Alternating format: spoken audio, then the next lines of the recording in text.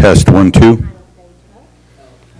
Oh, you're over there? Well, see if you can put it onto, wait, not that one. I want to do the title slide.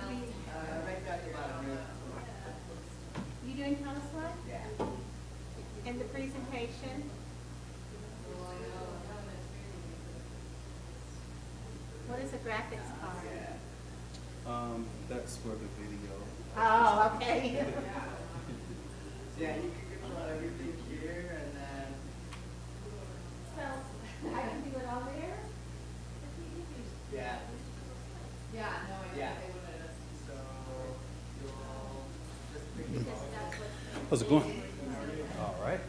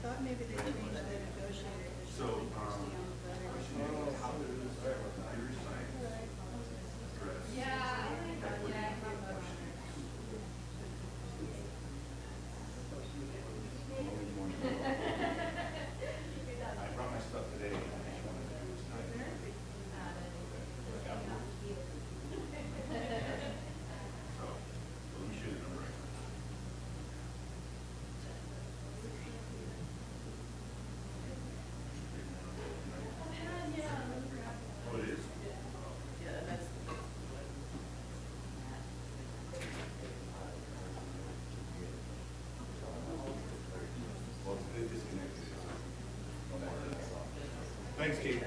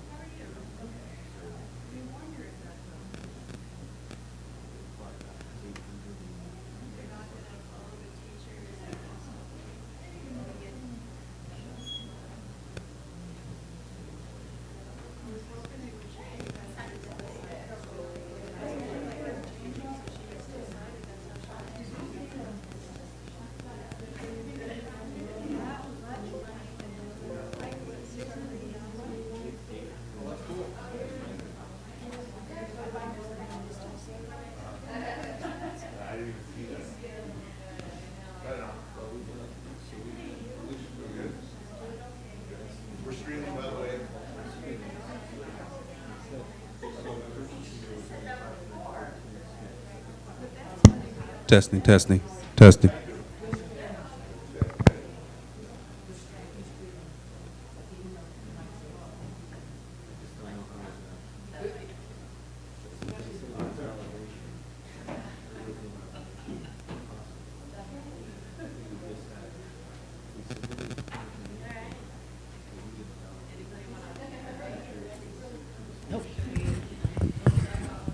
Kick it off. Who's on the Okay, we're going to call this meeting to order. It is February 18th at 5 p.m., más o menos. To begin with, we will stand for the Pledge of Allegiance and the salute to the New Mexico flag in English and in Spanish, and then the acknowledgement of tribal land. I pledge allegiance to the flag of the United States of America and to the republic for which it stands, one nation, under God, indivisible, with liberty and justice for all. Juro fidelidad a la bandera de los Estados Unidos de América y la república que representa una nación bajo Dios, indivisible, con libertad y justicia para todos. I salute the flag of the state of New Mexico, the Cs symbol of perfect friendship among united cultures. Saludo la bandera del Estado de Nuevo México, el simbología de amistad perfecta entre culturas unidas.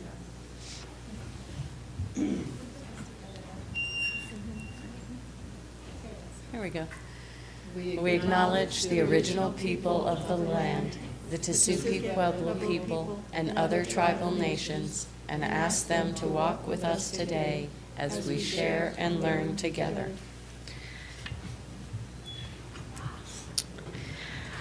Thank you. Now we are on to approval of the agenda.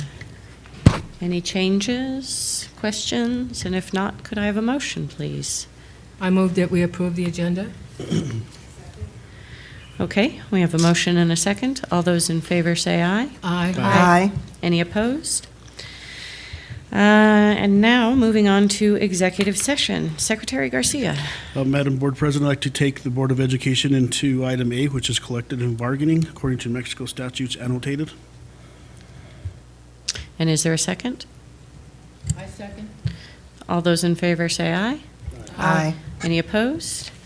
We are in executive session and will return right around 5:30 p.m. for the regular session. Thank you.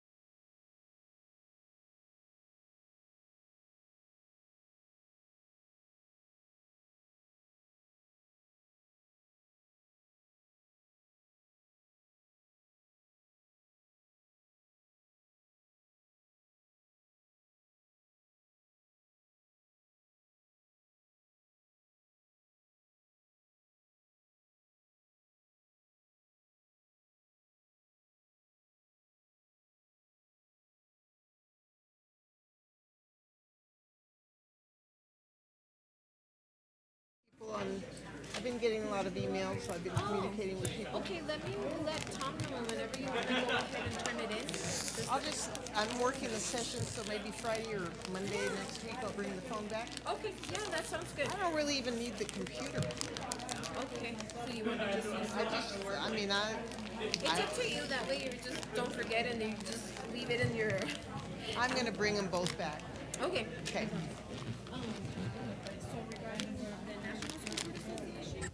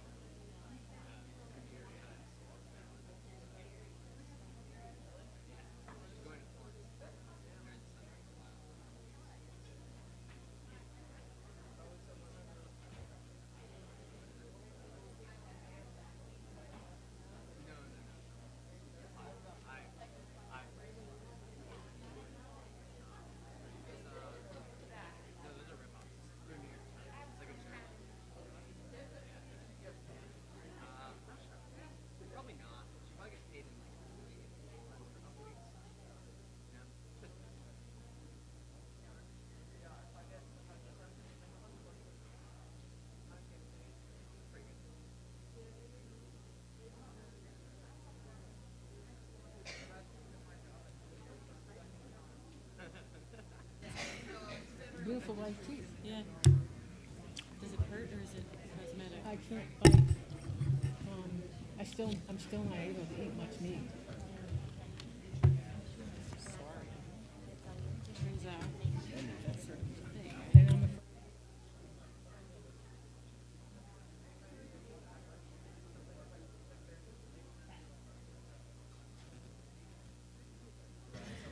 Okay, we are back and ready to start the regular portion of the meeting. Secretary Garcia. Madam Chair, board members, I'd like to take the Board of Education out of executive session. And for the record, no action was taken. So that's a motion to come out of executive session. Is there a second? I second. All those in favor say aye. Aye. Aye. Any opposed? Okay. Thank you all for your patience. Welcome. We are now on to the introduction of the interpreter. Mr. Martinez, is that you tonight?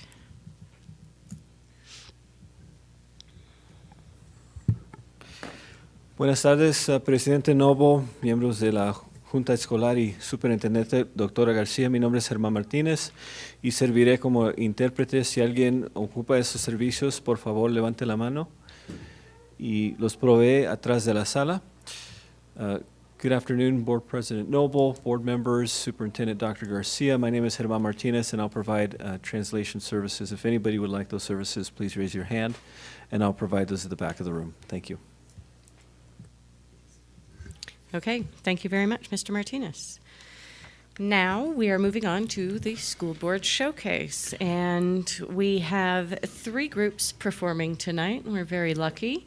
We will start with the Santa Fe High School Chamber Orchestra. The music educator is, Secretary Garcia, yes? Go ahead and finish. The music educator is Gabriel Tafoya. You're here? Welcome. And why don't, in a moment, if you would just go ahead and tell us what she'll be performing. But first we'll hear from Secretary Garcia. Madam Chair, I'd just like to recognize 2 ex-board members, as Mary Ellen Gonzalez, as well as Maureen Cashman in the audience. Thank you for being here. Thank you very much, and welcome to the Santa Fe High School Chamber Orchestra.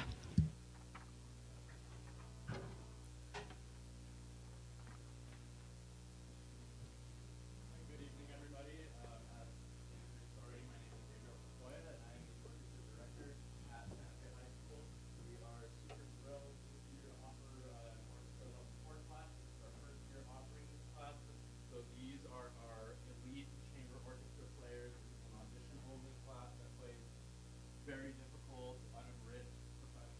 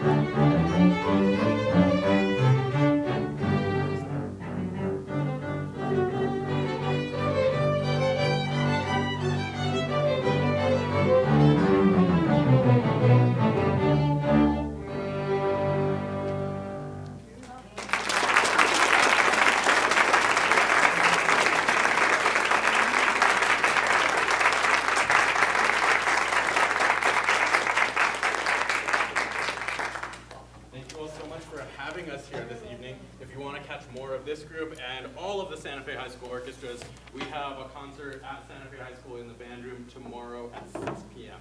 Thank you so much. Thank you.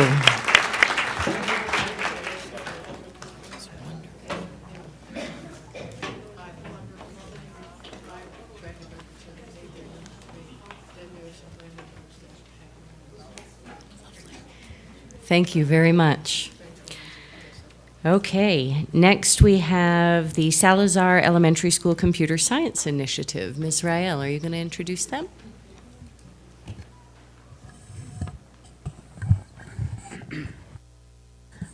President Noble, members of the board, Superintendent Garcia, it's my pleasure to introduce the principal and digital coach from Salazar Elementary School, who tonight are going to present on their computer science initiative. And we have Principal Julie Skoglund and Miss Aoife Runyon. Thank you. Good evening. Welcome. Thank you, President Noble, members of the board, Dr. Garcia, and all of our district leadership. Aoife has put together a presentation on a slideshow for us, so she'll get that started up and running for you. What we did last year is we applied for this computer science implementation grant with the district, and we were chosen to be one of the elementary schools along with the Sequia Madre. And we were given a budget. We were allowed to purchase certain items that we wanted to start with, and knowing that this was our awareness year, one of the things we chose to do was to use some of our grant money from another grant, from our RAMS grant, to hire tutors. Basically, they're mentors from Northern New Mexico College who were teaching the teachers in the summer. And so we hired them and asked them to come in and mentor our teachers in integrating lessons. So we're integrating our computer science standards with math, ELA, science, social studies to create these integrated lessons. And that's been our goal all school year. And we have a few projects to show you. Aoife can get that started.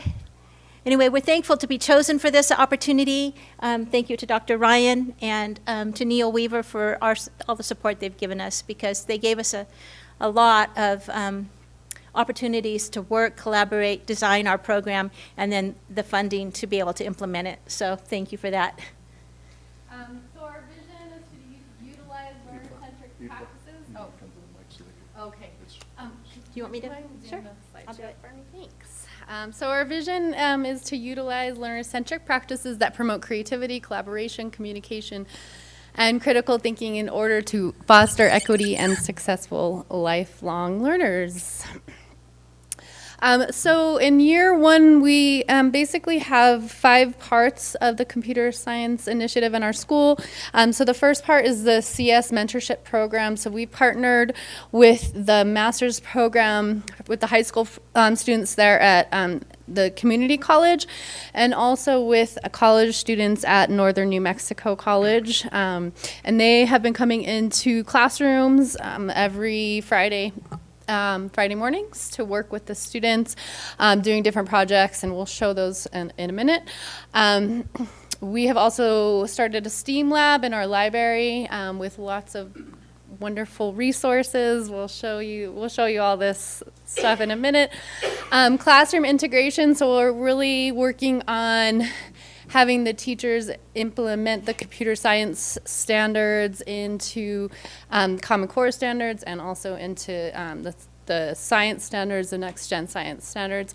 We are working on putting together an interactive art space. We're working on that with Meow Wolf. We're having artists from Meow Wolf come in and help us with that. And also parent and community involvement is the 5th part of our year one. So as I mentioned, we have mentors coming in every Friday morning. And also we're doing PD, professional development, for teachers in the afternoons with Steve Cox, who's a professor at Northern. So also myself and the teachers are also in professional development. So here are some pictures of lessons from the classroom. So these are pictures of some of the mentors working with the students. This is them working on a program called Scratch.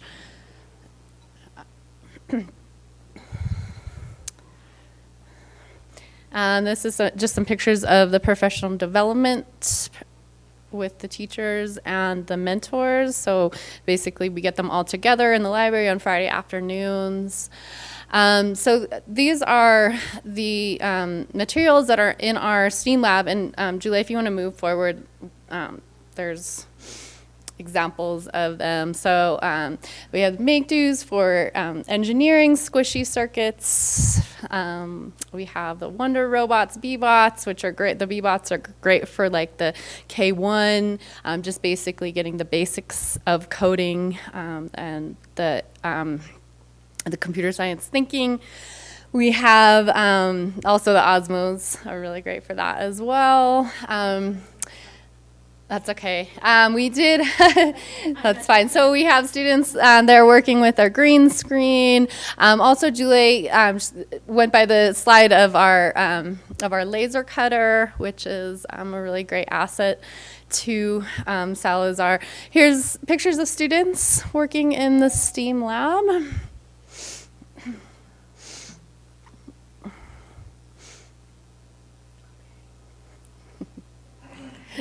Yeah, that's fine, because we have those videos. This is some classroom integration. This is students working with on a Project Guts curriculum, which is an offline. This is an offline coding activity that they're doing. So Project Guts is basically, it's based on the science standards, on the next science standards. We've also been doing a geometric building design with the students where they're designing a community structure. And then basically they're going to go into Tinkercad and design it, and then they're going to cut it out with the laser cutter and have the actual prototype of their building. Go ahead and you can press play on that video. This is a microbit book lesson. Can you turn up the volume there at all? It should be attached. But I can explain it really quick. This is one of our dual language teachers in 5th grade teaching an integrated lesson of language arts in Spanish tied with computer science. And she's having them use 4 different kinds of sentences to make a small book. And then they're illustrating it with little coding. You can explain the coding part better than I can. But then they're adding little bits of little metal strips where they can actually use their coding to create illustrations for their books. So it's all integrated, the language arts, the Spanish, the dual language, and the coding to illustrate. I'm sorry you couldn't hear it. She explains it way better. No, that was great. And yeah, I mean, that's something that's been a challenge for us and something that we're all working on, especially, as digital coaches, as our team. We're really working on integration. So integrating computer science with what they are already doing in the classroom. Instead of it, being something that's disconnected, we want it to all come together. Excuse me, I think it's okay, guys. I think we got the idea from the explanation from the principal. I think we're all right. Moving on. Just press escape. You can keep going, yeah. Yeah, we do have some videos of students here. So they did it's too bad we can't hear it. This is an entrepreneurship project by our gifted class where they created all these different products and then they're selling them to raise money for Pizza Place. And this is their ad that they created using the green screen. So yeah, this is the gifted class. They actually go and sell these products, and then they give the money to Pete's Place. This one we'd really like to hear because this one, the students were creating characters, and they would create code to make their little avatars speak and tell a little story about themselves. So I wish you could hear it, but I'm not sure if you can.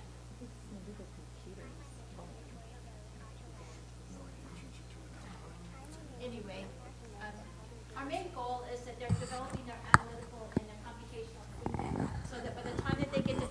sixth grade. We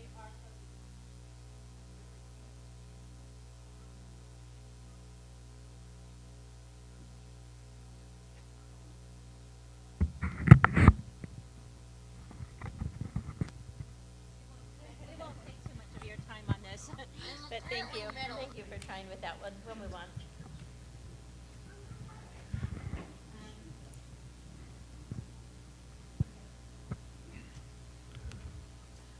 So this last video here is students laser cut and programmed a dreidel with a microcontroller. So this was actually one of the projects that we displayed at the Explicit digital fair. Oh, wow. We won't take too much time with it, but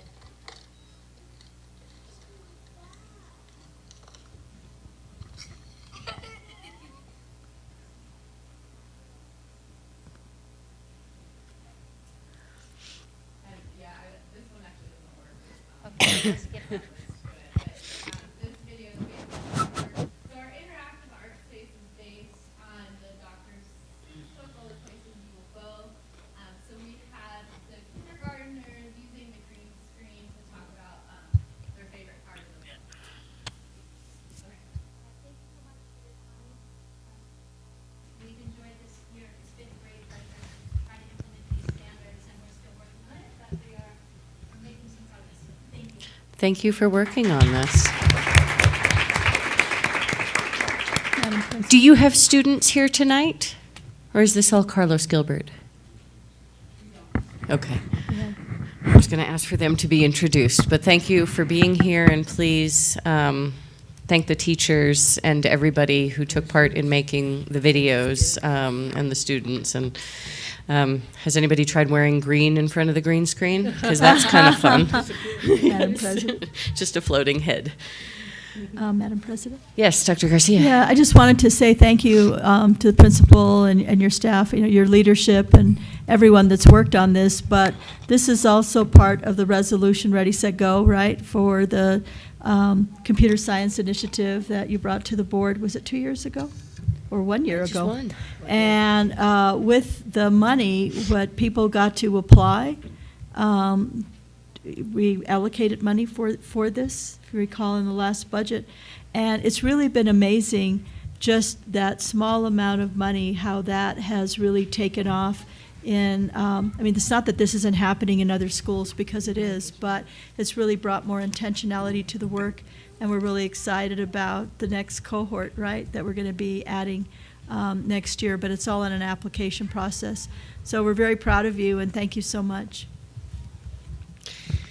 And it's really great to see it integrated into what you're already doing in the classroom. It doesn't have to be something additional. It can be woven in.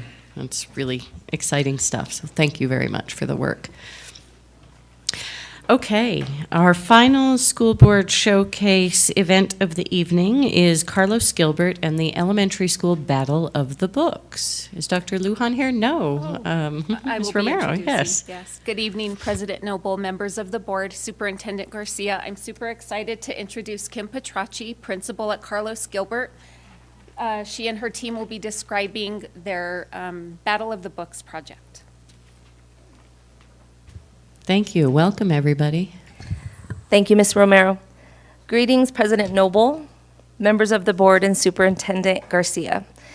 I'm just going to hand it right over. I'm so proud of my students here. They've started their own Battle of the Books club at Carlos Gilbert. I'm going to pass it on to their sponsor, my librarian, Francis Carrion.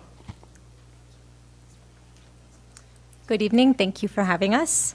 President Noble, members of the board, and Superintendent Garcia. Again, my name is Frances Carrion, and for as long as I've been at Carlos Gilbert, I have had students come up to me very curious and interested about the statewide New Mexico Battle of the Books program, and we'd have usually about 10 students who would come up, and then after the year would progress, I'd see their enthusiasm start to kind of fizzle and die down by around the time that the competition takes place in April.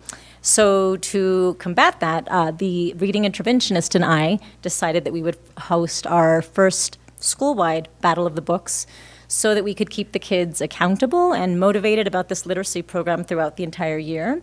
And I have 5 fifth graders and 6th graders who are happy to present to you about their project. They have prepared remarks. And so Adam April, 5th grade, Alex Bobulski, Camila Carrion, 6th grade, Wisteria Halcyon, 6th grade, and Violet Hudson, 6th grade. If you guys would like just to present up in the middle. Do you want the handheld mic?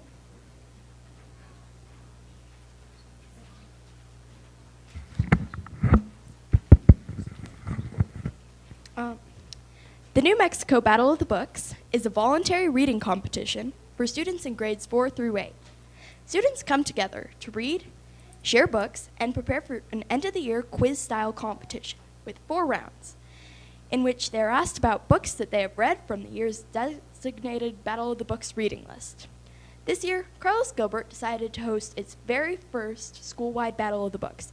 34 4th through 6th graders signed up back in October, committing to read the 20 books from the New Mexico State Library's list.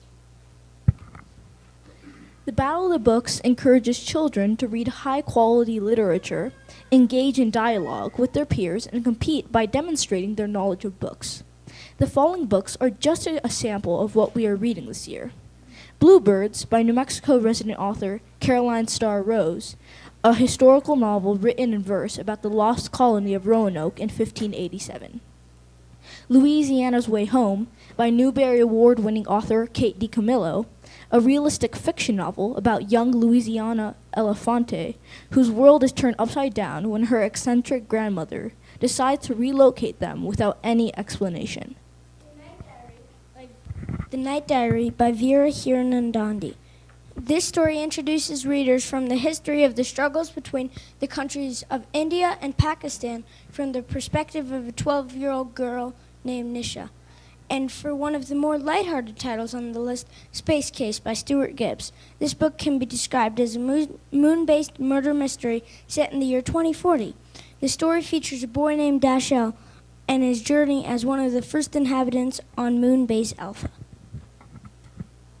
My name is Violet Hudson, and I'm a 6th grader competing in this year's Battle of the Books, and I'd like to share with you how the program has impacted me. I have read books that I wouldn't have even glanced at before I joined.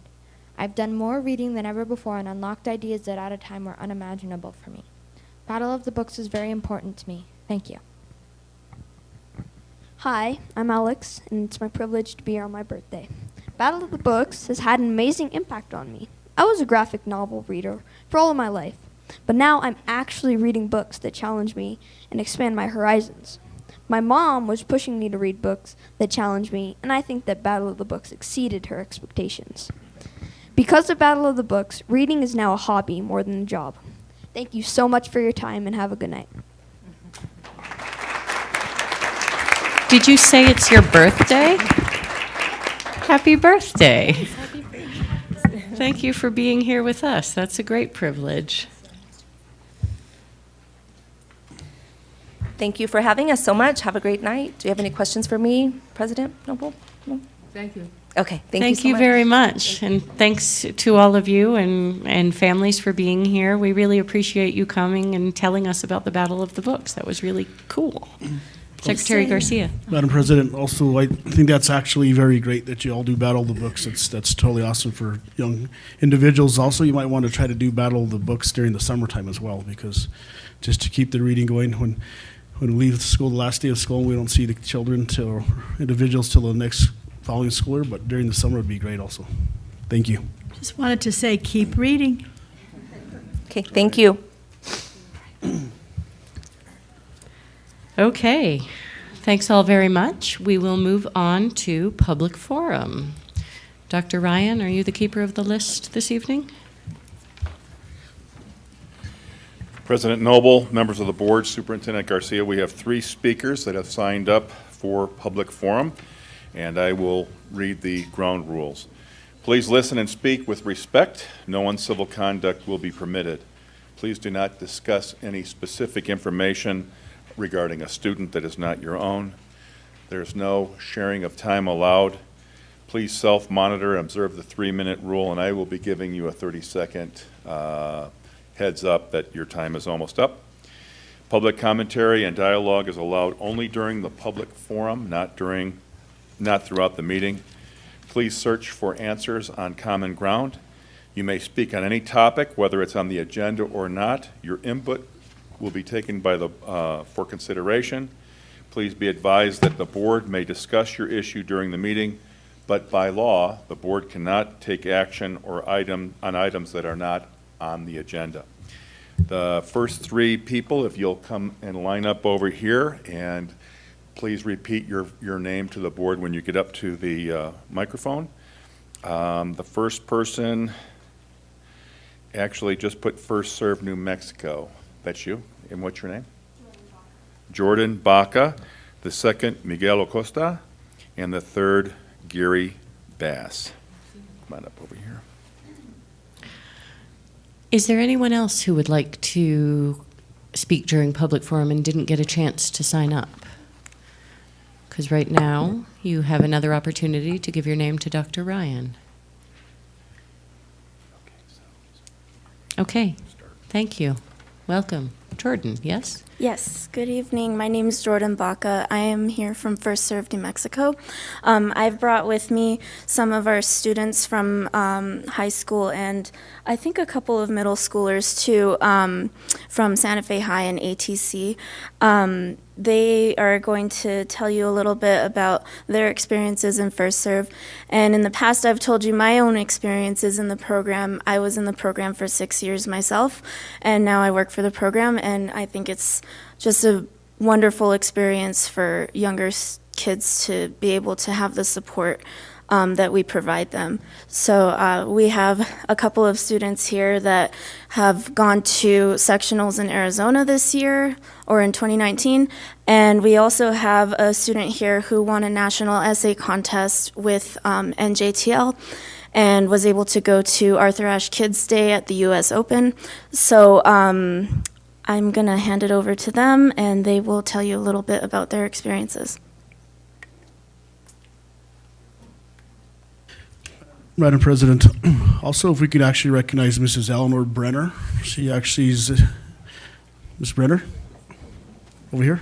I just wanted to recognize you because you are the instrumental individual behind First Serve, right? First Serve. And I first met you probably many years ago, probably about 18 years ago, whenever we built the tennis courts with Santa Fe County with the individual Ben Lohan. My hair was probably black, but thank you for what you do for the community, but I just wanted you to be recognized. Yes, welcome. And welcome, students. And if you would each give us your name as you come up to the microphone, please. Okay. Hi, my name is Maya Trujillo. I'm a 10th grader at ATC. I've been in the program since 4th grade, and it's really helped me become the person I am today, which is hardworking and motivated. First Serve is a program that's really become a family for me and a comfort zone, and I really appreciate its efforts, and it's a really beautiful program and family. Thank you. My name is Kamari Knox. I've been in First Serve New Mexico for 7 years. I'm a 10th grader at Santa Fe High.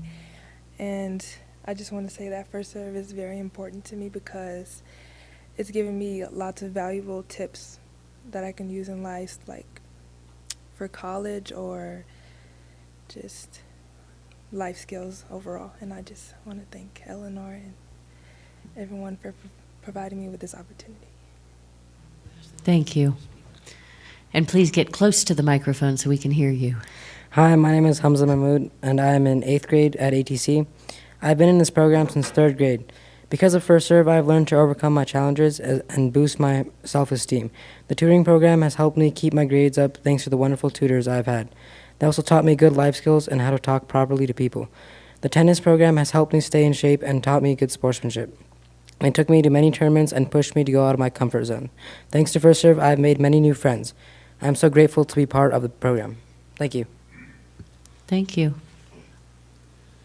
Hi, my name is Quinn Morris. I'm a 9th grader at Santa Fe High, and I've only been in First Serve for 1 year. In that seemingly short amount of time, I've learned so much and improved a lot, not just in tennis, but in my academics as well. It's taught me about sportsmanship and perseverance, skills that will surely stick with me for the rest of my life. And it's also assisted me in maintaining high grades and a high GPA, which is something I strive for. And as for tennis, it has helped me with my form, technique, and overall game. It's also introduced me to new people, and it's allowed me to make new friends. And all in all, First Serve has changed my life and many others, and I can't imagine ever leaving the program. Thanks. Thank you. Hi, my name is Elijah King. I'm a freshman from Santa Fe High.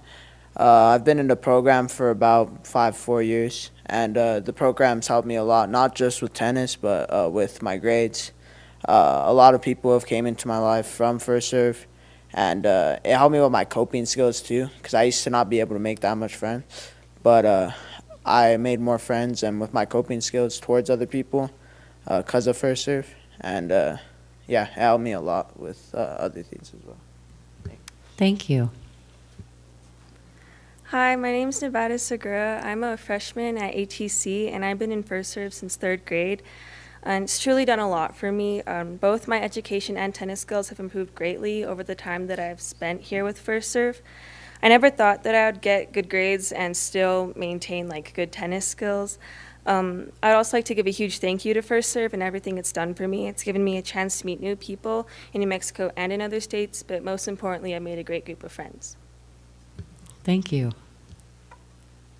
Hi, my name is Ava Trujillo. I've been in First Serve for 6 years, and I'm a 7th grader at ATC. First Serve has helped me academically, and it has also helped me with tennis. This summer, we had a great opportunity to go to Arizona because of our great tennis program. I have also learned a lot of life skills because of the teaching, teachers were provided to help us with that. First Serve has been a big part of my life. They have also just helped me through a lot of things and make more friends. And I also think of them as a family. So I wanted to say thank you to Eleanor for helping me be part of First Serve. Thank you. Thank you. Hello, my name is Cole Segura. This is my 5th year participating in this beneficial program, and I am a 7th grader at ATC. Without the help of our coaches in both summer and school year, we wouldn't even have the opportunity to have our team. So I just want to give a big shout out to our coaches who have brought us through many tournaments and have allowed us to become really great tennis players.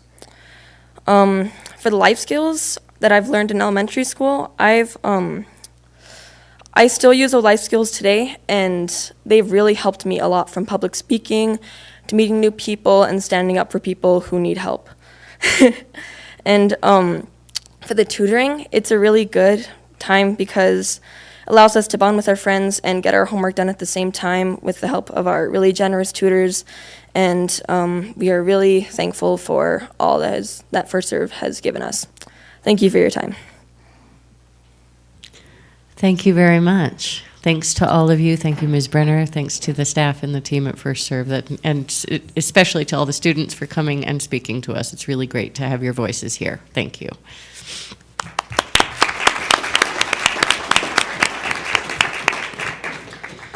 Mr. Acosta. Hello. Good evening. Good evening, young people. Thank you for being here. Madam President, members of the board, Madam Superintendent, community members, staff, president of our teachers union. It's an honor to be back here, and I want to especially, I know you've been at a couple of meetings already, but I want to thank and welcome the new board members for taking on the challenges of running and supporting this district and all of our families. I wanted to talk about the equity project. Sorry, but I wanted to make a quick comment about something else on the agenda.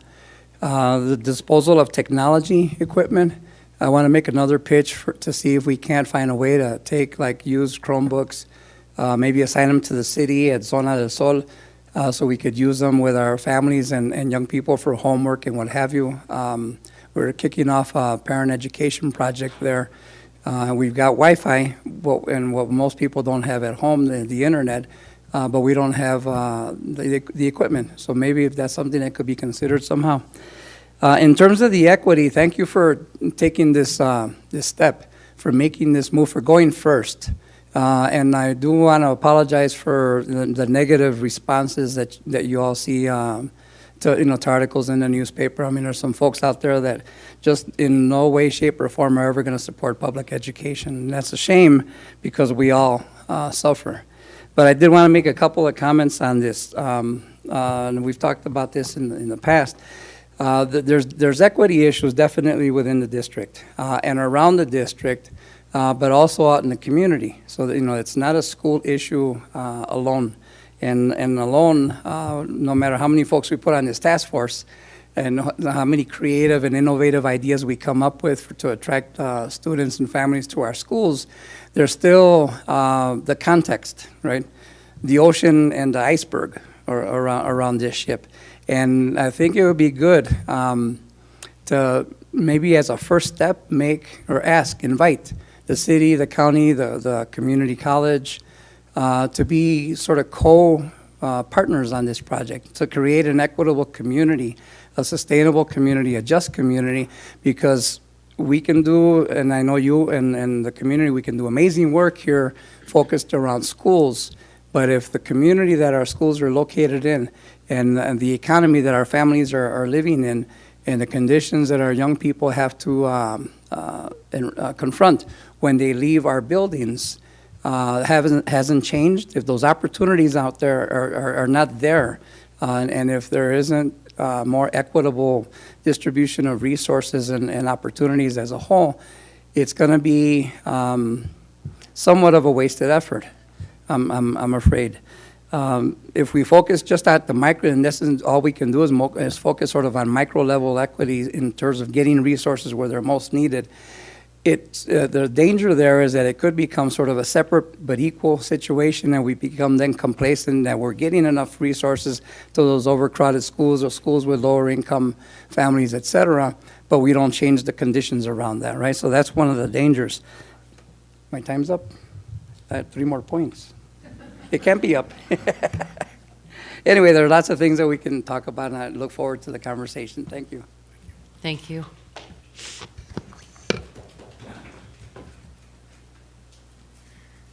Hello, my name is Gary Bass. I'm a teacher at El Camino Real Academy.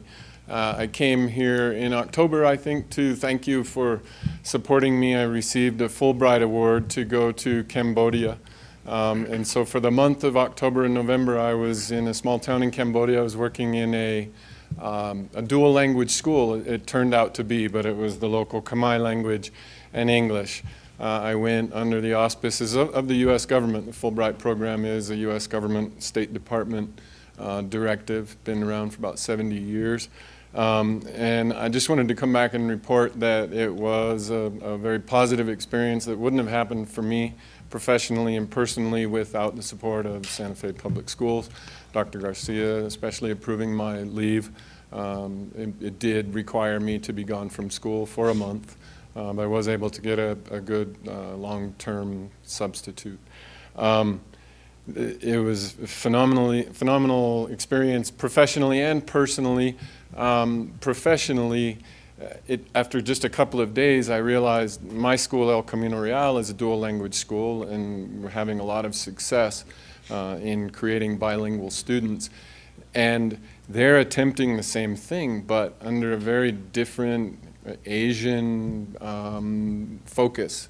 It was a lot more rote learning with less communication, and I took a picture on the playground, and we talk about the 4 Cs, and interestingly, the one that was sort of obscured and they weren't able to read was the communication aspect, and that was the point that I left with them, was that the students were learning a lot of phrases. They were able to parrot phrases that the teachers had taught them, but they were not using them for communication, and that's where we are really giving our students the dual language, bilingual education, is that we're using it in communication. So the students here are really internalizing the language. my big suggestion to them was to, instead of have everybody stand up at the same time and chant back what the teacher was saying, to create small groups. We do a lot of small meaning-making circles or shoulder talk in our school, focused conversation that then comes back to the whole class. I taught them some activities to do that sort of procedure, and also using simple things like games. So it was a very successful project. The American Embassy in Phnom Penh was very happy with the work that I did. And I think I represented New Mexico and the Santa Fe Public Schools well. I took little bags of New Mexico red chili to give to all the teachers, and they were quite happy with that. So thank you. Thank you very much for coming back and letting us know how it went. We appreciate that follow-up. President Noble's member of the board and Superintendent Garcia, that concludes public forum. Thank you, Dr. Ryan. Okay, we are on board announcements and follow-up. Vice President Price.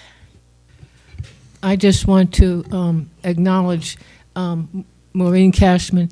For 4 years, you fought so hard for the tennis courts in this district, unrelenting, unremitting, and unbowed. Thank you very much. Excellent. Any other board announcements and follow-up? Secretary Garcia. Just, Madam President, there's actually an excellent basketball game tomorrow night. Capital High is actually hosting Santa Fe High, so everybody that can go out, it should be a really good game. They're actually both doing very well in their district, and I think that's actually leads a lot of the high schools to the district championships that are coming up. But just FYI, please go to the game. The time will be, I believe, it's at 7:05 is 7:05, and it's actually tomorrow, which is the 19th. It's an exciting At basketball Capitol, time. At Capitol High School. At Capitol. Tomorrow night. There we go.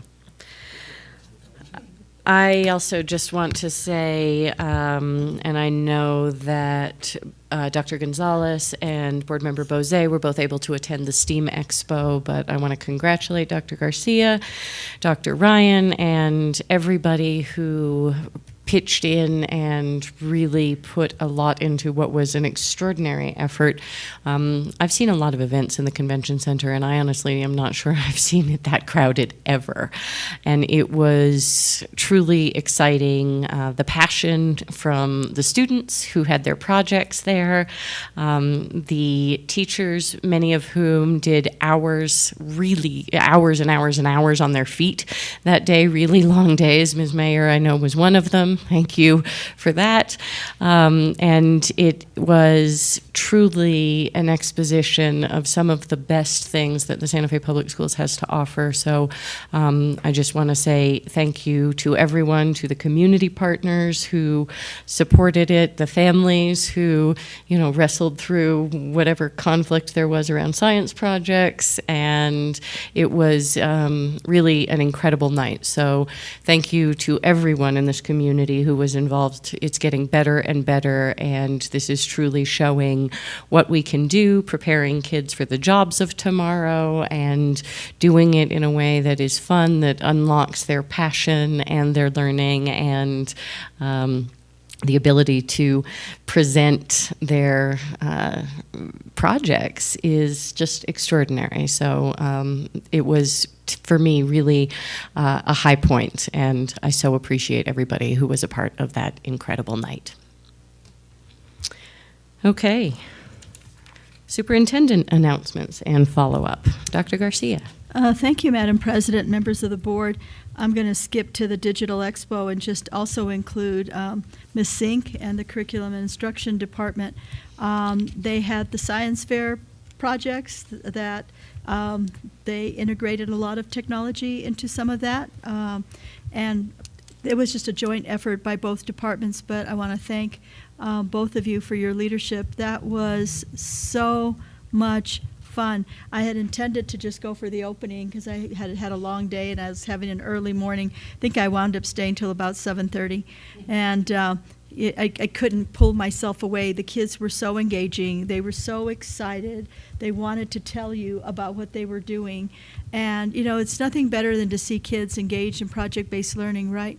And they bring it to life. But just how smart our kids are. When you talk to them about some of the things that they were doing around computer science and just their science projects in general was really amazing, and their teachers so engaged. It was one of those nights that you leave and you're just proud to be a part of this district. So thank you both for your leadership and to your teams. Neil Weaver and Dr. Lomax, well, both doctors, right? Dr. Neil Weaver and Dr. Lomax, doctor. But thank you all. That was just amazing.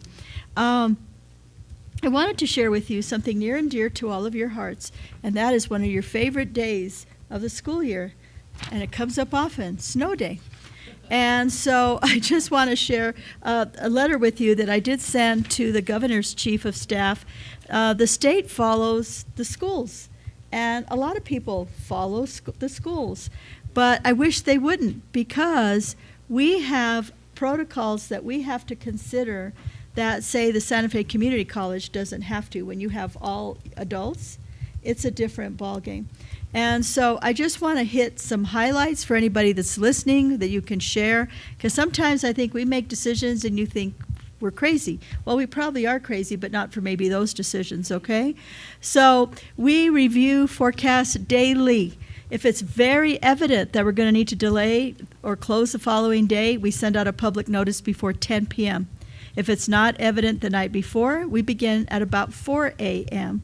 Select transportation staff, then assess road conditions. Some people don't realize that we pick up all the way from Madrid to, to Suque, to the Far East Side, and different parts of town may seem like they're okay. So you look out your window and you think, the streets look great. Have they lost their minds? Not about this. Now, once buses start picking up children, and this is what happened to us the other day, and this is just my own philosophy that I've adopted because I have lived through this before, and we've done it the other way, and I will never do it again. I do not release kids once school has started. If the buses cannot pick them up, then we will call parents to come and pick them up. And the reason for that is, think about it, we're picking up children as young as pre-K. They are 4-year-olds.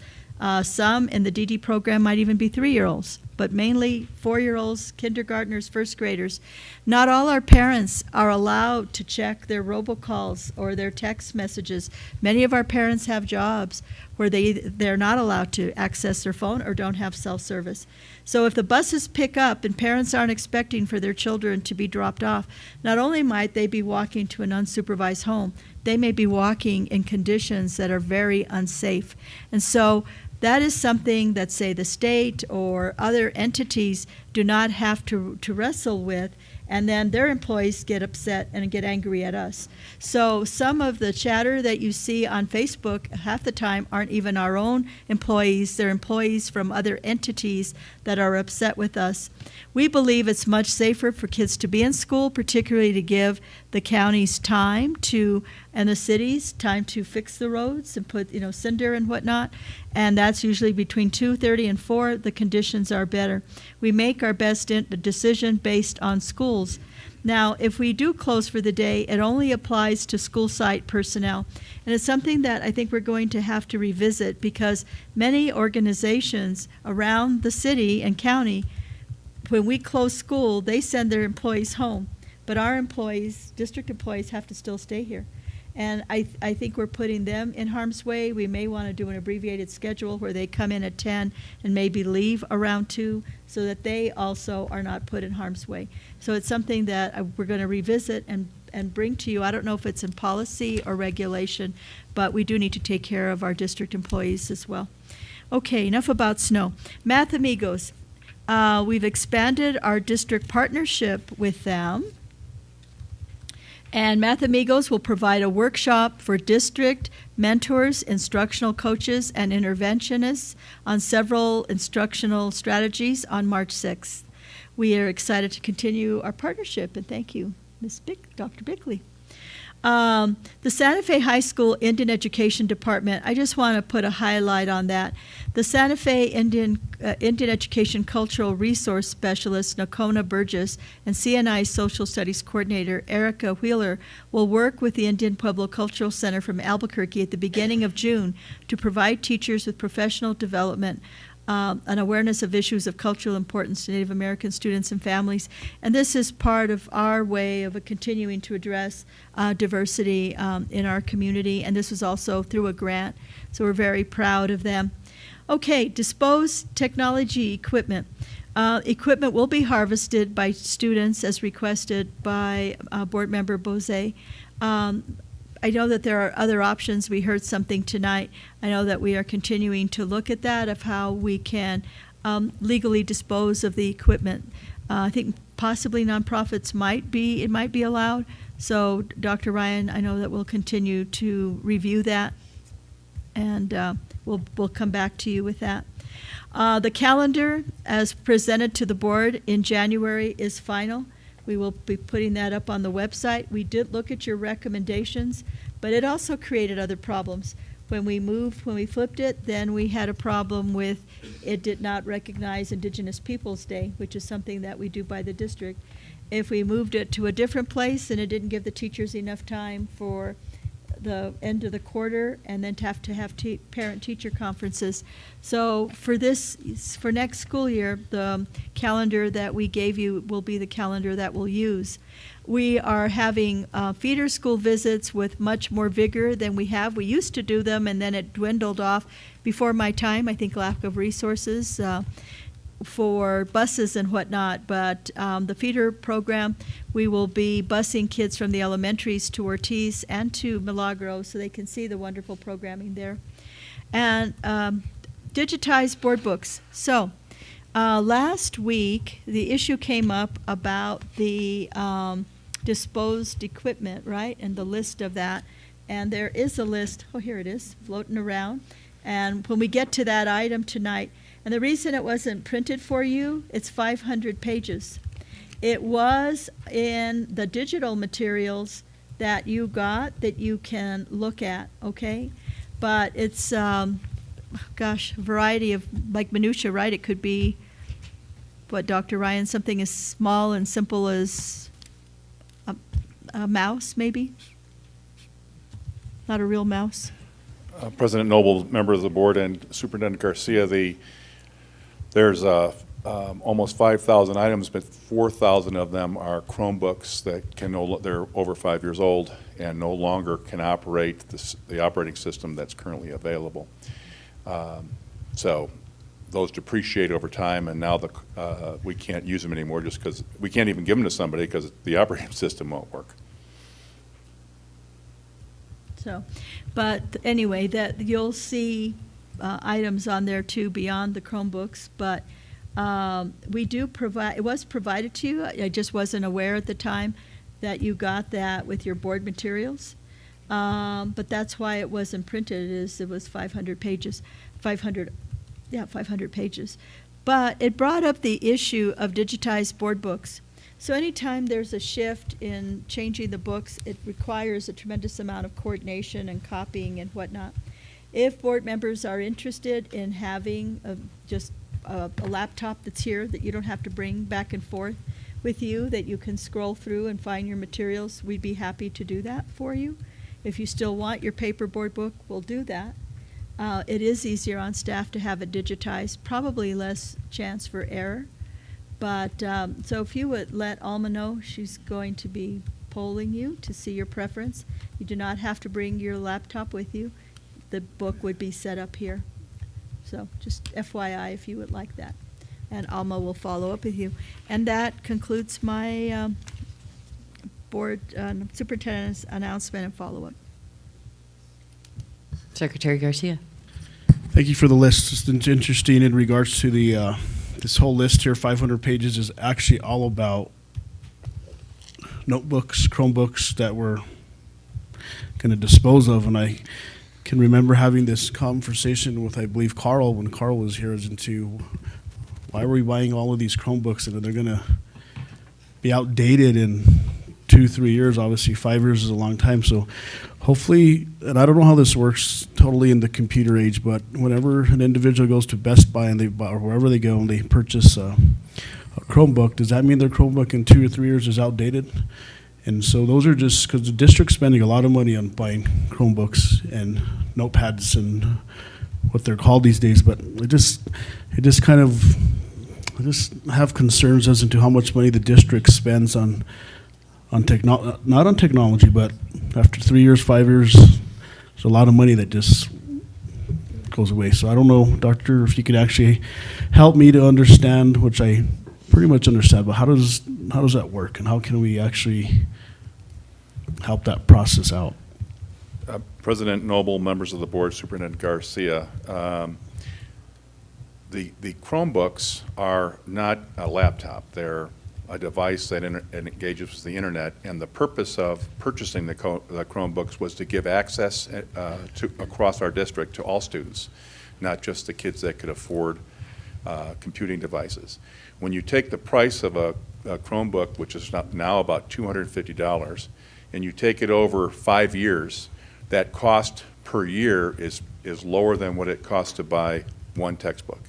This gives you access to digital content, digital textbooks, online resources, online assessments, and it's like any other supply or any other product that we depreciate over time.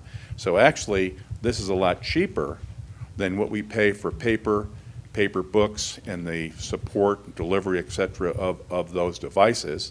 But it's something new. We should come back every year with a refresh. We have 21,000 Chromebooks in the district, so about at a 25% refresh rate every year we'll be taking out about 4,000 that can no longer, they're a risk because of security. We cannot update them. The companies won't update them anymore. So actually it's a great value for what we invest in them and the purpose of providing the equity that we want for all kids. Thank you. Also, I'm definitely interested in what Miguel Acosta brought up, and how can we actually, there's individual families out there that can't afford Comcast, right? Because it's very expensive. And so how does the district, and I know we're going to be looking at a resolution that's throughout the district of equality for students. I would just like for you to look into how can the district actually help out individual families that don't have internet? You know, whether that's actually getting a free pass to the library, or whether, I'm just interested in how many families are out there that don't have internet. I don't know, just something that crossed my mind, because in my district, I'm sure there are a family or two that actually don't have internet. President Noble, members of the board, Superintendent Garcia, and Secretary Garcia, it's a complex problem. Part of it is we have a, what's the name of it, the anti-donation clause in the state government about giving our capital resources away. That causes a challenge. When you, and I want to make sure you understand this, when you approve that disposal, that allows us, there's companies that buy back the technology, and we now have then the right to sell that through a procurement. So we are looking for that. So it's not just we just walk away from it. They'll buy them back depending on the age of the device. The second question you asked was about internet access, and we're finding that each year, internet access, the percentage of kids that don't have internet access drops, mainly because they're getting internet access through their cell phones. Now, some of those kids will tether their cell phone to their device so they continue to have internet access, but it's also working with the community, the stores, the Starbucks, the Burger Kings, et cetera, where they also provide free internet access to our kids, as well as city government. You may have read in the paper a few weeks, maybe a month ago, we're participating with this effort within Santa Fe Chamber of Commerce, the city, and the county to how can we leverage the internet access that we're bringing into the community and leverage that with other parts of the community. So we are working hard but we have some constraints about what E-rate will allow us to use our internet for. So it's the government, federal and local policies and laws that we have to operate within, but we are making, I think, some significant progress and some things to be proud about. On that point, Madam President, Secretary Garcia, members of the board, Crystal Ibarra, our lead social worker in the Community Engagement Department, has also done a concerted effort with others to get the info out. If families do have Comcast cable and they are from a Title I school, they are eligible for a reduced rate internet. And I know many families have taken advantage of that too, so we do our best to try to get that word out at the beginning of the school year. That's actually, thank you for that information. Thank you, Dr. Ryan, as well, because I was going to say, can we write a letter to Comcast or any provider out there to get some reduced rates? But if it's happening, that's actually very good. And I guess just the concern I have is, like I said, my name's going on this document. Yeah. And in 10, 15, 20 years from now, I hope that we actually dispose of the equipment properly and it actually is outdated because, like I said, my name's going on this document, so I just wanted to ask the questions, and thank you for answering the questions. Just to reinforce, I think you remember when we brought the cell phones in that were no longer being used, and we had the 3D, the virtual environment that we did here. So we use old devices for parts for the devices that we're using. We recycle devices like the phones so that we can still use the Wi-Fi that they have available and use them for other projects. We have the machines available for maker spaces, and we hope to be, with our computer science resolution, using even more of those. And we also have a need to clear out the South Campus of all of the devices that we've had stored and used for parts because, as you know, that's no longer going to be a storage facility for the district. So I'm very confident the devices that we've turned in, we've used until they no longer are a functional tool. And actually, we keep track of how much it costs to repair. And when the cost to repair and maintain exceeds the price and value of buying a new device, then it doesn't make sense for us financially to continue supporting, just like with old roofs or old buildings, the maintenance cost is higher than the purchase cost. Thank you. Thank you. Thank you, Dr. Ryan. And just on that, I was very encouraged to read that article you referenced about everybody working together to increase access because, as Dr. Ryan knows, when I first joined the school board and realized that through E-rate, the district was actually building the broadband network that we dreamed of in economic development at the city. And I know that there's been a lot of work over the years to interface, to really bridge the digital divide because it's incredibly important that we work on that access. We do have cable in the ground and the ability to work with Wi-Fi and obviously with Comcast as well, but that article was a really welcome news, and I appreciate the work that's being done to make sure that we do have access available for everyone, and we can keep pushing to bridge that digital divide. Also, it's a good reminder, and it sounds like something that might even be worth coordination with nonprofits or even the city. A lot of us have devices sitting around at home that we don't know what to do with, and I've been meaning to bring in old iPhones for them to be wiped and made into virtual reality devices so that you can walk on Mars with one of my old iPhones or something like that. But there are also old computers and that sort of thing, and so Miguel, maybe I'll try and get you a couple of those, but they're on shelves and that sort of thing. And a lot of us have those, and a call from, and don't know what to do with them, frankly. So a call to the community for old laptops, which it sounds like have a longer lifespan than Chromebooks because they are computers, and full laptops would be worthwhile in terms of places that they are needed. Okay. Any other comments, questions for the superintendent on the announcements there? Moving on to the consent agenda. Any items to be considered individually? And if not, could we have a motion for the consent agenda, please. Madam President, I have a question on item B. Just Okay. a really quick question. Item B actually calls for a contract over $50,000, and that is for Athletic training.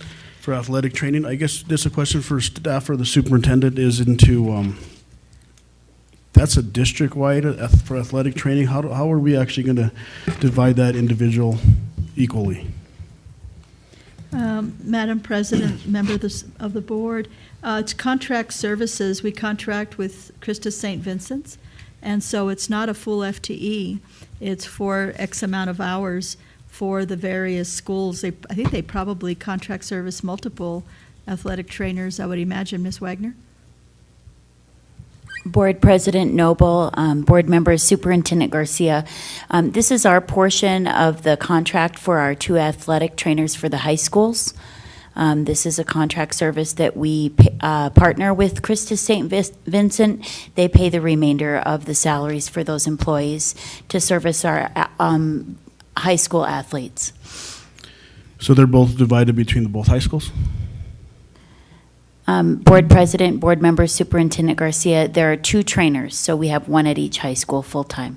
Thank you. With that, Madam President, I'll make a motion for approval of the consent agenda. Second. Okay, we have a motion and a second for approval of the consent agenda. Any further discussion? All those in favor say aye. Aye. Aye. Any opposed? The motion carries. Now we are on the presentation of Resolution 2019-2020-4, Enhancing Equity and Excellence, a Roadmap to Reinvention for the Santa Fe Public Schools. Dr. Garcia.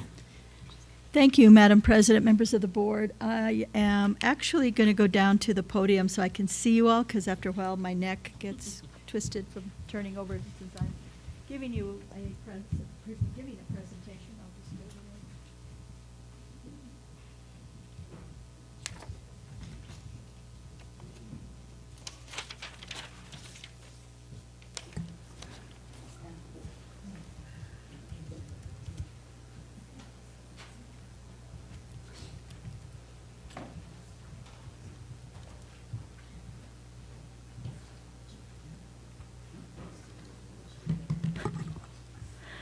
All righty, I'll go ahead and begin.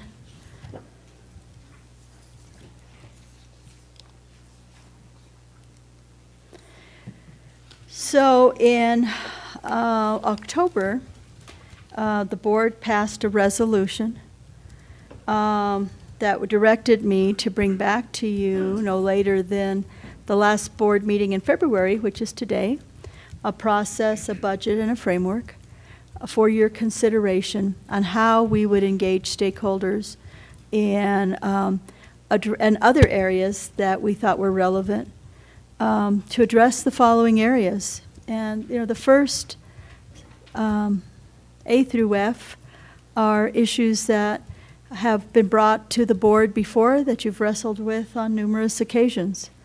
G is a little bit different. And that is, reimagining program delivery. And that was just a laundry list. It could be anything, right? Whether we're talking magnets or the visual and performing arts. How do we maybe even restructure schools? The whole issue here that makes this different is looking at these issues of in a broader context, including looking at it through an equity lens. Because at the end of the day, that is the broader concern, right? How are we addressing equity in the Santa Fe Public Schools? And is an issue that I feel is fundamental, right, to a public school system, that all students have an equitable opportunity to be successful. So between November and just up to about last week, I engaged in a formal and informal stakeholder outreach. I've talked to people that have served on committees before. I talked to people that served on one committee, and I'm not going to tell you who the individual was, but said to me, I spent probably over 100 hours on a task force, and I'll never spend another hour again on a district task force of that type. What I heard from people were a number of things, ranging from how we communicate, the lack of transparency. The people that typically serve on task forces are those that are typically more educated, have more disposable time, or are more astute to the process. And so you never really hear, to a great extent, voices from those that are often voiceless because of survival, because of their jobs, because of their own educational level. Maybe if you had a bad experience at school, you're not real inclined to want to come and speak to the Board of Education at public forum. You could say, well, we're going to survey the entire community. Not all people respond to surveys. Not all people, as Secretary Garcia said, have the internet. So the next slide just has some highlights of the stakeholder feedback. Early board commitments and agreements to the process. It doesn't say recommendations, but to the process. What I heard is that if we don't have a really strong protocol for communication, an offhanded comment by one board member can really create distrust with the entire group around the process of what we're trying to accomplish. That we really need to focus and communicate what the processes are going to be, define policies or processes, including governance for decision making. And what that talks about is that we oftentimes deal with school closure over some particular event. It could be the latest facilities master plan report that says you have aging facilities. It could be a budget crisis or decrease. One school community, I'm not going to mention that community, shared with me that one year they're told it's about small size and that you don't have the enrollment. Another year it's about we're in a budget crisis. Another year your building's really old. And so it seems to me that we need to make sure and review all the processes and policies that we have in place, that there's certain levers that trigger a certain action, that it's not necessarily about a particular school, whether you're talking boundaries, changes, that we go back and we revisit all of that we revisit, how we do interzone transfers, for example. But what was the clearest piece was that people wanted transparency. They want to know when groups meet, what are the minutes, what's happening next, where are we in real time with what is happening. Stakeholders should know the parameters in advance of the work, okay, so that there's not an expectation that this particular work is going to lead in this particular action with the board, for example. The people know what's happening. The other thing is that it was highly recommended to me, and I agree with this for a number of reasons, that we use an out-of-district project manager. One, we don't have when I explain the process, the amount of data that we'll be collecting both qualitatively and quantitatively to analyze it and make sense of the data and be able to bring those themes is a tremendous amount of work if we're going to engage in traditional and non-traditional ways of community engagement, or as we're saying when I show you the framework, community listening. We also, if it's led by the district, it's like, well, see, you all had an agenda of what you wanted accomplished. If you have somebody independently that is pulling all of that together, I think it gives it some separation. It's not that the district is not going to be a part of it, not any less than the community being a part of it, but not led by the district. We want to use community engagement facilitators that should be bilingual and culturally sensitive to the communities that they'll be working with. And there's a lot of creative, exciting things happening in the district right now. You heard about it today around that computer science initiative, right? Of how we have more schools that are going to be applying. I have schools right now that I talked to you about the communities in practice that are really going full steam ahead with project-based learning. We know that we're moving the academy over to the Capshaw site, right? We've been talking about that, redesigning that program. So it doesn't mean that we're going to put the pause button and that, innovation is not happening. It will continue to happen. The school district has to continue to move forward, but all within this context, okay? So when I was talking to people about this process, the resolution included a definition of equity that came from the National School Boards Association. And the National School Boards Association did not include in its equity statement sexual orientation, gender identity, and gender expression.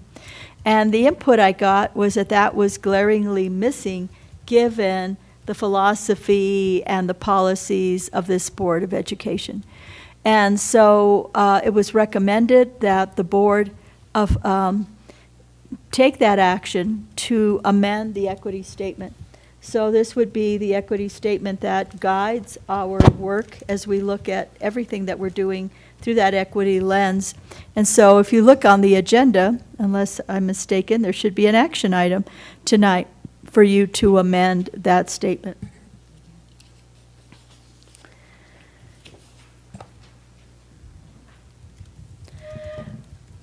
The second action for the board is to develop its explicit commitments to the process at a future study meeting. And I've spoken to, I think, all of you individually about this framework. This is the first time that the board is really seeing it just like the public is. And we want to give you time to process, to think about what this means. Are there things that you want to tweak or change? And so at the end of the meeting, when we do advanced planning, we'll talk about which study session do we want to bring this back. For you, I know that some board members have questions about some of the wording on some things. So that gives you time to really take in what you're hearing tonight, maybe talk to some of your constituents, and then at the study session, we'll tweak some of the language, tweak the framework, and we'll probably have some action items at that study session for you to be able to address this. But what I heard multiple times is that the board, that the public, I believe, to have faith and to engage in a process, have to believe that the board is going to see the process all the way through. That if people are starting to hear things or feel like we need to move in a certain direction, just, okay, we're going to stop, we're just going to take a certain action, that would really, I think, people would lose faith in the process. So you need to think about, well, what commitments, what might that look like? What commitments would you be willing to make to the process and bring those ideas to the study session? So we'll have a time on the agenda for you to discuss that. So, like all good school nerds, you can't do a project like this and not have a theory of action.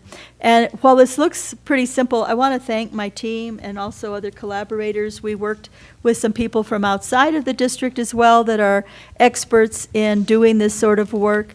And while all of this looks terribly simple, I have to tell you that there was tons and tons of thought behind this and many iterations, and then reduce this to something that looks fairly simple, but I can't tell you all the thinking that went behind it. But the theory of action is that if we are transparent and collaborative in our process with our stakeholders, then we will garner trust and commitment to the process and support for equity-based solutions. And I think that people want to know and be engaged and be heard, and whether or not you're going to have everyone happy with whatnot, but I don't think that we have taken an approach where we're really doing a grassroots approach of having some essential questions that the community can give us feedback and then analyzing that. Many times, again, it's who comes to task force meetings or who comes to public forum, and that isn't truly community engagement. A key value that we want to build on is Santa Fe Public Schools has had a culture of collaboration, and since it preceded me, but since I've been here, Project North Star that helped us develop our core values, our attributes of the graduate, and so on. were developed through a community engagement process. We do our best to engage stakeholders. The other thing that we want to value is to involve students, age appropriately, but also alumni, and particularly recent alumni, because I believe that they have a sense of what they've experienced in our schools and probably have ideas. And then I took a definition that was adapted from the Collaboration Framework Addressing Community Capacity, the National Network for Collaboration. And it just defines it. I'm not going to read it to you. But what we do want to accomplish, I'm just going to pick the middle part, is a shared vision to achieve positive outcomes for the audiences we serve. And to build a system to address issues and opportunities, which I think this framework will do. So here is something that looks exceedingly simple, but really is quite complex. So we envision a steering committee, and we'll define that steering committee in a minute, that communicates to the board, that sends recommendations to the board, and that the board also communicates to the steering committee of things that they may want them to address. All the while, the steering committee will utilize subject matter experts in a variety of fields. They will engage in, if you notice the box is much bigger for community listening process. That's the biggest piece, is really engaging the community in different ways. The steering committee also, when you see the list of who will be on the steering committee, would most likely entertain presentations by various groups. And I'm just going to call one out, the Interfaith Coalition for Public Education, right? They wrote a paper with 4 basic recommendations. And what I said to them, and I hope they understood, is it's too early for solutions. We're not there yet. And so I know you were all overachievers and did all your homework and got it done, and I appreciate that, but it was early. And so in this process, individual groups would have an opportunity to present their ideas of what they think might help us to reinvent our schools in such a way to address equity, okay? And so you'll see that in the group who's in the steering committee, that there's many stakeholders that we typically work with that aren't mentioned, but you will have an opportunity to engage beyond the community listening process. The steering committee would have a facilitator, and that would also train the community engagement folks that are going to go out, so that we're using a similar methodology as we gather information from around our community. And again, the project manager, this will be classical project management, and if you're familiar with that and all that implies. So it's a lot more formal, right, than a task force. The governance of this is that the board accepts and vets recommendations. When it says to accept a recommendation, it doesn't mean that they're going to necessarily act on that recommendation. They're accepting it. But just like the CRC brings recommendations to the board. Sometimes they accept them, sometimes they don't. They vet those recommendations. And they may adopt policies, they may take actions that are consistent with a collaborative process and theory of action as they see appropriate, with the goal, obviously, to build strong and supportive communities across the district.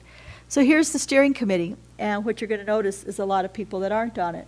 But how big do you want the steering committee? And so the co-chairs would be myself and the president of the board. And will be staffed by select district staff. The consistent staff would be the 2 deputies and the CFO. But say we have legal issues, we might have general counsel, we might have issues that apply to your area of discipline. People would be involved as needed. Now, each board member would select 1 representative from their individual districts, so that all 5 districts of the board would have someone, regardless of what part of town, each would have someone that they would select. The NEA president or designee or designate, Santa Fe Principals Association would have 1 rep. The mayor or designate, county manager designate, the Santa Fe Community College president, local tribal leadership representative, we probably would go to our tribal council meeting and ask them to select somebody. And then the Superintendent's Equity and Diversity Council. I asked to have a council. It's been almost 3 years now that we've had an active council. Some of you serve on that. But now it has become more formal because the Public Education Department has required through regulation that every district have a council. And those councils, we have 5 committees on our council that deal with various equity issues. But we don't want parallel systems. So what's happening in the council would also be fed to the steering committee for policy recommendations. And so we would still continue our work, but feed it into the steering committee. So if we talked about, at one point, I thought about, well, we should have representatives from the nonprofit world. Well, how do you pick which one? We should have various community partners. How do we pick which one? And so these are either official entities or governmental entities. And so this makes sense, right? We have tribal nations. We need to recognize them just as much as we're recognizing the city and the county and the community college as major players. But other entities will have an opportunity to make presentations to the steering committee or through other processes that are yet to be established. So the expectations of the steering committee, and I'll just highlight some of that, is to utilize a multi-pronged approach to community engagement. And so what we mean by that, we all know the regular stuff, right? You can survey, you can have focus groups, you can invite people to come and speak at a forum, but that doesn't always engage all of our community. So we might do door knocking. We might meet with people at a community center or at their churches or at the laundromat at their apartment complex. We want to look at innovative ways of being able to talk to people. Of course, utilizing a project manager, using facilitators who will engage in innovative and traditional community listening process. Like to see the work completed no later than January 2021. Be better if it could be December, but the end of January, because we go into budget proposals in February. So if there are budget recommendations, it would be good to have them by then. This almost gives us a 10-month process to finish the work. And I think it should be enough if we have the resources to do what we're proposing to do. You start stretching it out much beyond that, I think you lose steam. And if we can get it done sooner, that would be great. We're just going to have to, I think it's very organic. I don't think it's something that we can necessarily prescribe. The project manager will develop a timeline, but it's a proposed timeline that the steering committee would accept or not. But again, it's organic. It's really hard to tell how it's all going to fall out. The steering committee would review stakeholder input on all recommendations. They would look at the recommendations, but what will advance equity and excellence in the district really needs to be the driving force. The steering committee would vet recommendations. They would request staff and consultant support to make the final recommendations to the board. And then you get more kind of detailed stuff like group norms and a schedule, and consider facilitation by contracted facilitator, posting agendas, minutes, all of that the project manager would handle. But all official communication from the committee will be reported by the co-chairs to the Board of Education and also posted on the district website. So, and the reason we say that up front, and I don't think we can say it enough, is that we don't want people to say, well, we heard the steering committee was talking about X, Y, and Z. They're going to be talking about a bunch of ideas. When you're brainstorming and you're dealing with and you're incubating a lot of ideas, is it possible that something could come up that might be controversial? You bet. Or an idea that people might get real excited about? You bet. But that doesn't mean it's gone to the board yet, right? And so, we want to continue to communicate that because it's really easy for someone to decide, well, we're just going to derail blah, blah, blah, because I don't really like that. we really want to honor this process as we go through. And that's where the board has to wrestle with this, you know, how public forum is utilized during this process. Do we use the steering committee in a different way as we're engaging in this process? Because you got to remember that the people that typically can come to public forum are not necessarily representative of what the entire community is feeling or certain parts of our community are feeling, right? All right, so the budget. And it says or less, but you can't see the rest of the PowerPoint. So I over budgeted just to make sure we're on the safe side.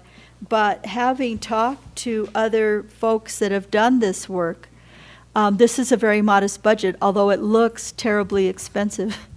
The project manager, you want someone who is, you know, trained in doing this kind of work and also being able to deal with lots of moving parts, managing lots of little contracts, but also dealing with lots and lots of data. And any of you who have done any research or worked on a dissertation, if you've done a mixed design, actually a quantitative design, some people think is tougher because, you know, you're dealing with advanced statistics. It's actually easier. A qualitative design is much more complex because you're having to pull out the themes and make sense of that data. And we're going to have a ton of it. And so the person that manages this is going to have the bandwidth to be able to work through that and pull out the themes and be able to provide reports to the steering committee. One, I don't have the staff that I can devote to pull somebody out. Do I have people that have the expertise to do it? We do, but they have other jobs that they're doing right now. So we really, and it's actually less expensive to go with a contractor than to actually hire an employee where we're paying benefits and whatnot. The facilitator, that is probably a high number. It depends on how many meetings the steering committee has, but I wanted to make sure that we covered ourselves. We also want somebody who's very skilled in doing that. Contract services is a high number, and again, it depends on how many surveys, how many, if you're going to have to hire people to do door knocking or hire people to be able to go out into the community, and the time that they're going to have to be spent being trained in the process so that it's pretty uniform, right? There's quite a bit that is entailed there. And then other, whether it's materials or facility expenses, food or stipends. There are sometimes, you know, families can only come if we're providing food, if it's at the end of the day or whatnot. But this is somewhat flexible. This is very, very much on the high end. I do expect it to be considerably less, but I also wanted to not have to come back and say, oh, we need more money, all right, for this process. And so what we see, you know, how this was designed is to help mitigate some of the issues that have come up. I do think that a lot of the work is going to wind up in various buckets. And I'll give you an example. There's a great opportunity right now from ideas that I've heard from people to be very entrepreneurial. How do we use our facilities? Can you utilize space right now that could generate revenue to help offset small size adjustment, say for a period of time? Are there, you know, I don't know, do families really, if they were provided transportation, would they take more advantage of interzone transfers? I don't know, right? They may not. Some people have said they prefer to stay in their community for a variety of reasons: access to childcare, family, sports, going to school with your friends, you know, that all those things that are important to children, right? So we can make suppositions about what we think people want, but until we really collect the data, we don't know. But I think it's a great opportunity to be inventive and creative.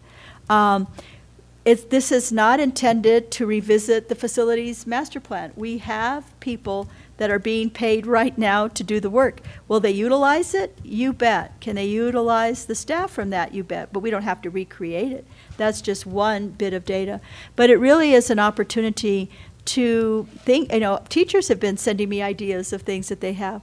It's really a wonderful time. And that's one thing I want to focus on, too. It's not just external stakeholders, but also our in-district stakeholders, because they have definite feelings and ideas and have been many in our district for many, many years that have amazing ideas about how we can process and organize this work. So I'm going to leave you, and I don't have the quote, but it's a book that I was required reading when I was working on my doctoral studies, and it's Leadership in the New Science. And it's not a particularly new book. I think it probably came out in the early 2000s, I think. Some of you are shaking your head. You know that book. And, but she talks about how oftentimes we try to organize work on a very structured process. And as a good bureaucrat, I tend to think that way too sometimes, right? That, you know, if you go from point A to point B to point C to point D, it's all going to work itself out. And that organizations, some of you that took organizational theory of inputs and outputs, remember that whole kind of concept? And that is built on a Newtonian physics model. I know I'm getting nerdy on you, but it makes sense, okay? It's based on a Newtonian physics model. What Margaret Wheatley in Leadership in the New Science says is that out of chaos comes order, and that in reality, we really are operating on a quantum physics model, not a Newtonian physics model. And that out of that chaos, it organizes itself. And my guess is that out of that community engagement process, there's going to be some themes that are naturally going to fall out of this that are going to help us make policy and other process recommendations. And so, yeah, there are hard facts that we have to deal with. Nobody is not going to look at facts. But a lot of those things we know, but there's a lot that we don't know. And in this process, I think that we can come out of this a stronger school district and reimagine some things in ways that we really hadn't given ourselves the opportunity to do that. And fortunately, we have the luxury to do that because we're not under the gun at the moment around pressures that are coming at us at this time, that we have. You know, when people are emotionally stressed, they can't be creative. They can't think about other ways of doing that. It really puts you in a place of protecting your territory.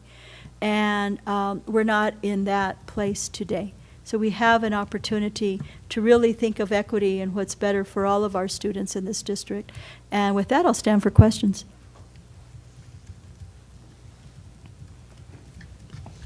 Thank you very much. Vice President Price. Could you go to the Enhancing Equity Excellence, a roadmap to reinvention? The graphic?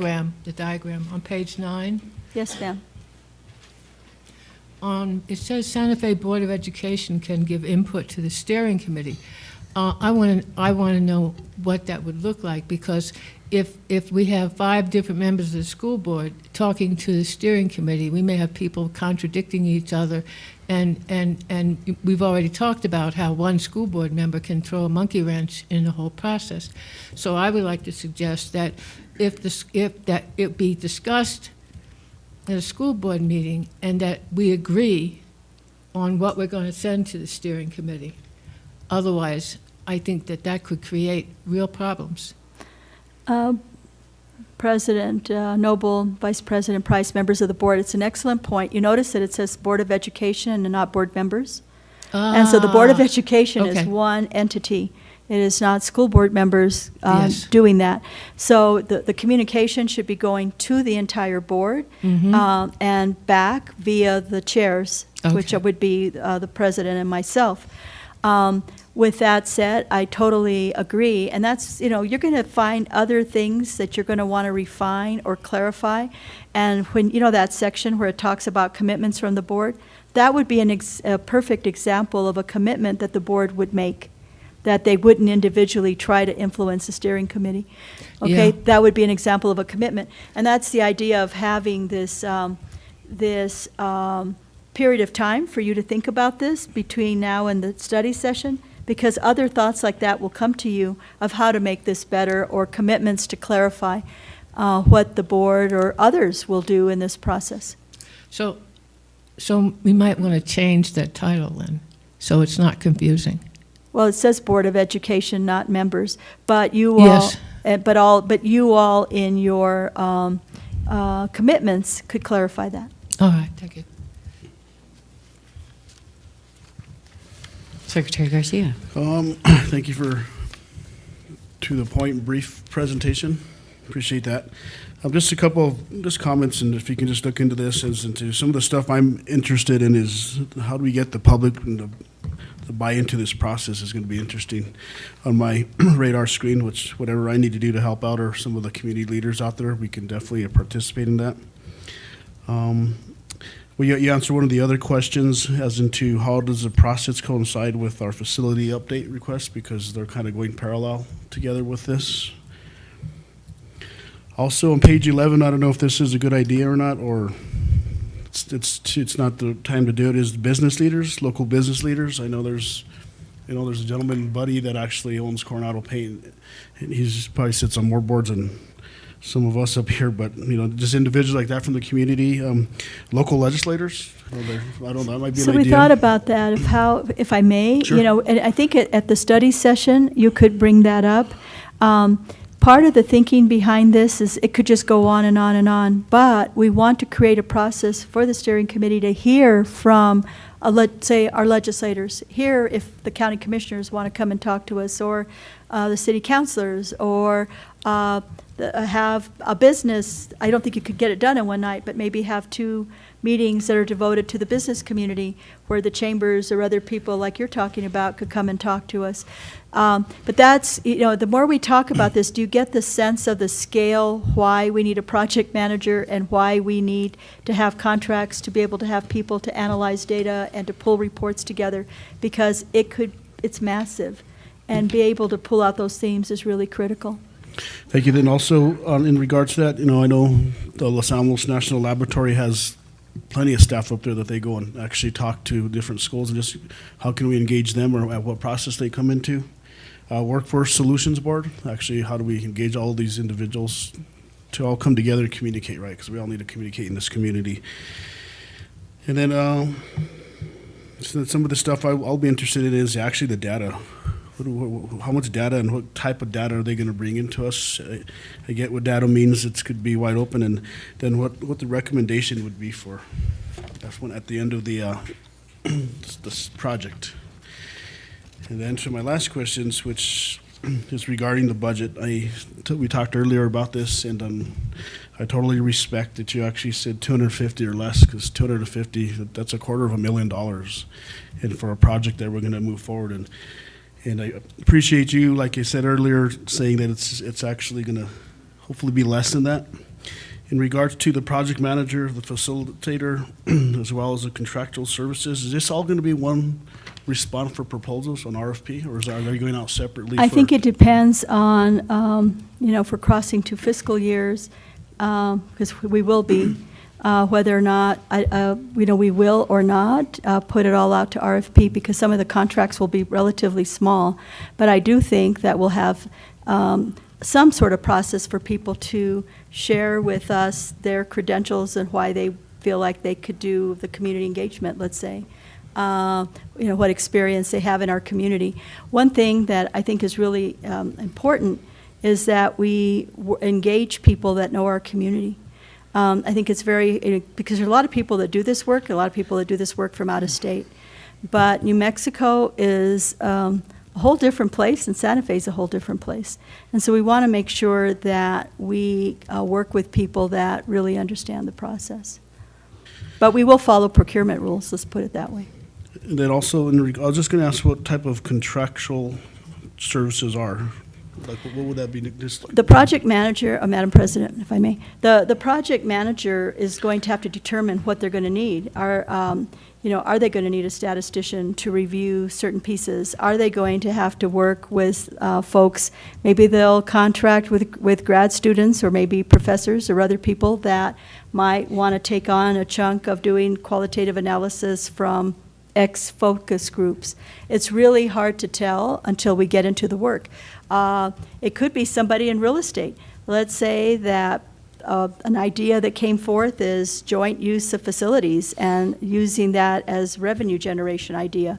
Well, what does a market bear? What does what's the square footage? What can you charge for something like that? So I really, I can't really tell you today that this is exactly how it's going to be spent, because it's a very dynamic process. One last comment is regarding the marketing as well as the facilitator, if we can try to get them to be bilingual. Absolutely. And everything that goes I out. think particularly the people that go out into the community, and I think that was spelled out in one of the slides. I couldn't agree with you more.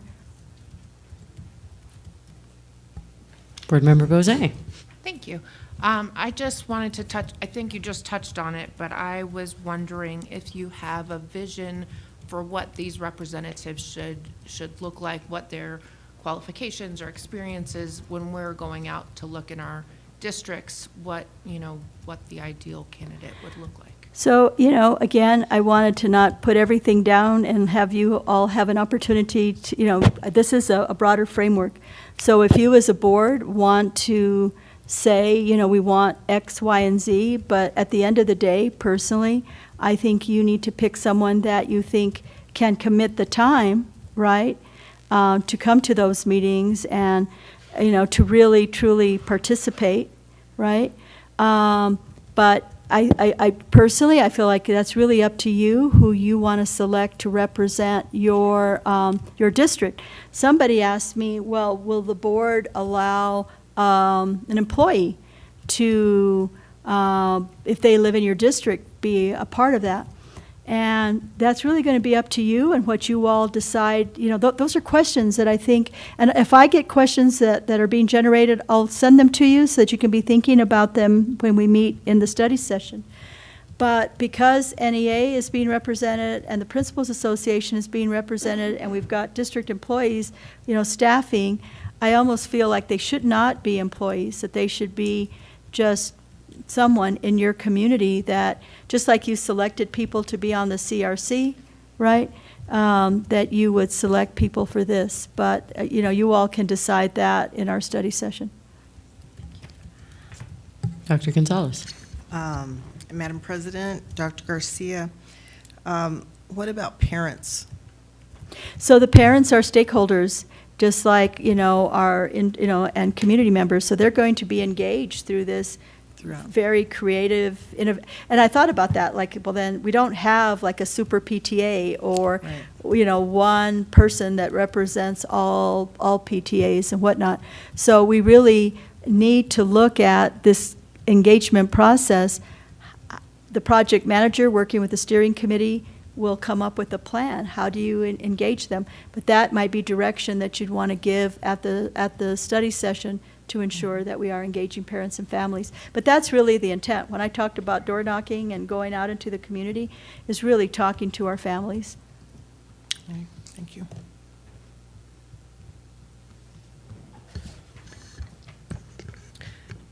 It's very clear that you've thought a great deal about this in doing a fairly concise presentation on what is a giant task. So thank you very much. I know it's been a lot of work, a lot of mental energy over the past few months. Couple questions.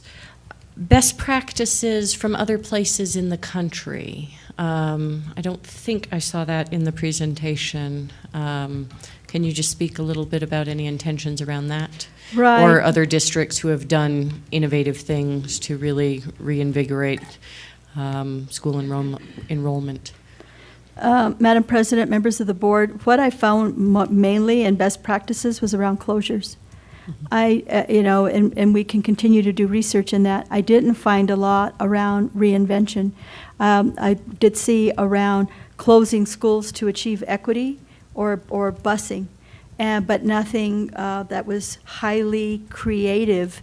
It was like, okay, we're going to close these quote-unquote failing schools, and we're going to move you to high-performing schools.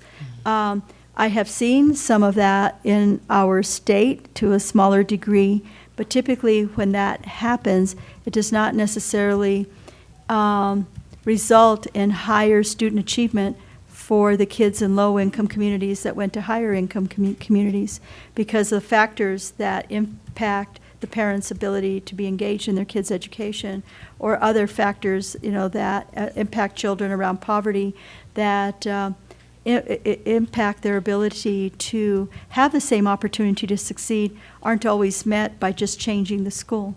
But we'll continue to look, but I have to tell you that I didn't find anything particularly earth-shattering. What we did talk to people, though, around a community engagement process, and while it was not my nature to go in this way, recommended a more open-ended process.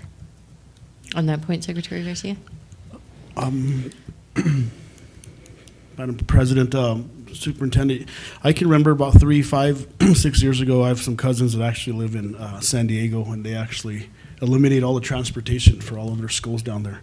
And I can remember that it was kind of a shocker to San Diego. So I don't know, maybe we want to see how they dealt with that, or would they just, that might have some sort of study that you can look at, possibly. And I guess my question is really, is there an intention to continue to look at what other places have done, or, are you feeling that's been satisfied? Madam President, members of the board, having engaged a lot in educational research in some of these issues through too many years that I don't want to count, I feel like the process itself will allow for more inquiry. And so that we can continue to engage in inquiry, and as people bring things to the board, to the steering committee or staff in terms of our research, I think it is flexible enough to allow for other innovative ideas about how to reimagine our district. And so that's something that I would like the project manager to also continue to engage in. And then, of course, some of us are very curious, and we will continue to engage in that work. And is the intention to gather both qualitative and quantitative data? You talked a little bit about each, but... Absolutely. Okay. Because, yes, short answer. Short answer is yes. Well, again, thank you. There's a lot in this, and, I appreciate the time and hope that all of us will digest this, and we can talk about it in even more depth at a board meeting or at a study session in March, and I think we'll talk about exactly when that is on advanced planning. For my part, I guess I'd just say this is a very important step in my view in doing what we need to do, which is really creating a community schools model with deep roots and support from the community.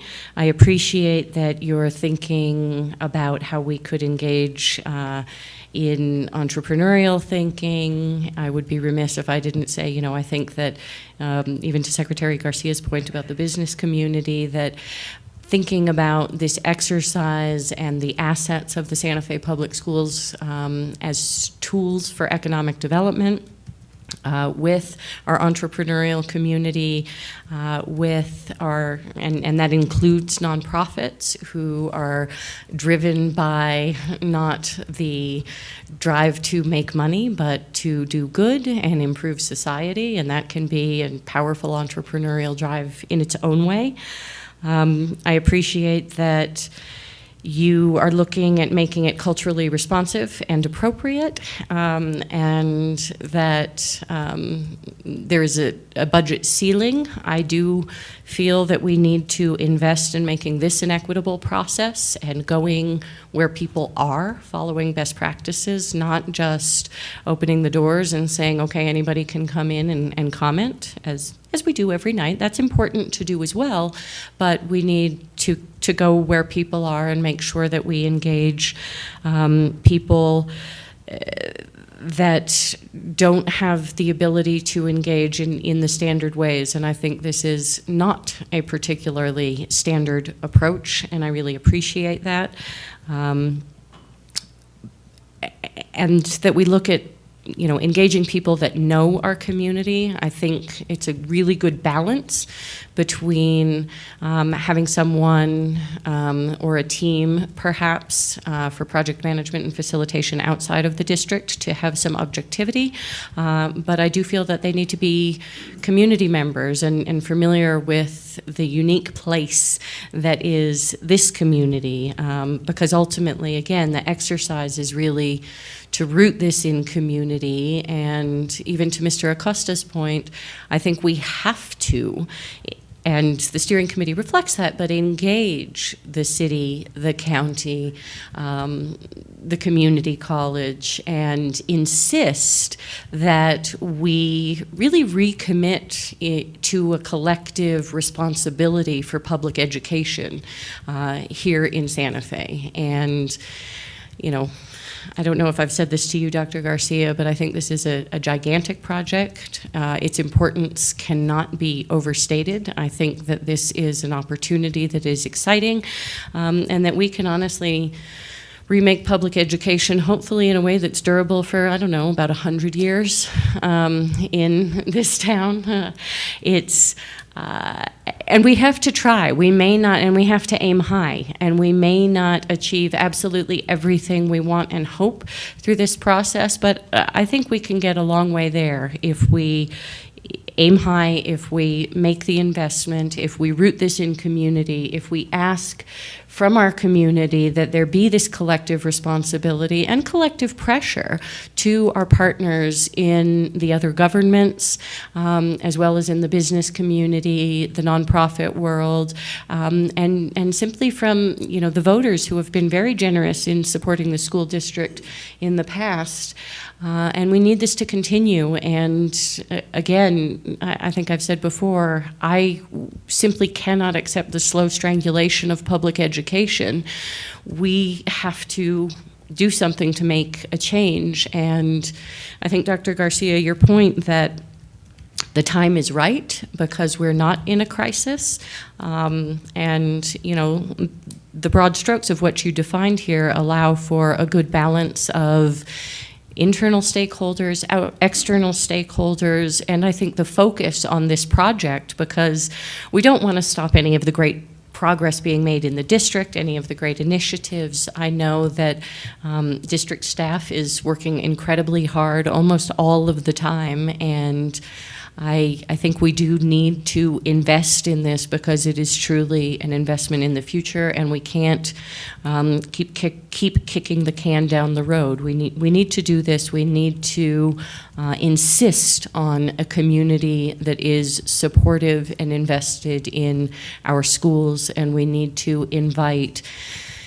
Ideas are one thing, but we need to really invite investment and commitment, and insist that because this is everything. If we, coming from the economic development world, if we invest in our schools, we will have the workers of the future, we will have the entrepreneurs of the future, we will have the excellent bureaucrats of the future in a place where government is a big employer, and the civic engagement that really does make it more equitable. And we, I believe, have to invest in an equitable process so that we can lift up the voices. And, I'm thinking a lot about the commitments that the board needs to make. The first thing that came to mind for me was that we should commit to equity, to this definition of equity, and even to doing the work for the greater good rather than any individual pet places, people, or anything like that. This really, to me, is about a commitment to the larger exercise of the collective that is public education. So thank you for this. Any further discussion? Anybody else want to comment? We will have plenty of time to talk about it more at a study session. And I think, I would ask that we really do think about, and maybe even whether it's sending them to Dr. Garcia ahead of time, ideas for the board's explicit commitments during this process, because some of that is going to take some thoughtfulness. And, of course, we can even share a draft list ahead of time so that we can all think about it and not have to do that sort of cold, but have the time to really internalize what some of our commitments will be, and that we can make them and keep them. Thank you very much. Thank you. Thank you very much. Well done. Okay, so now we can go to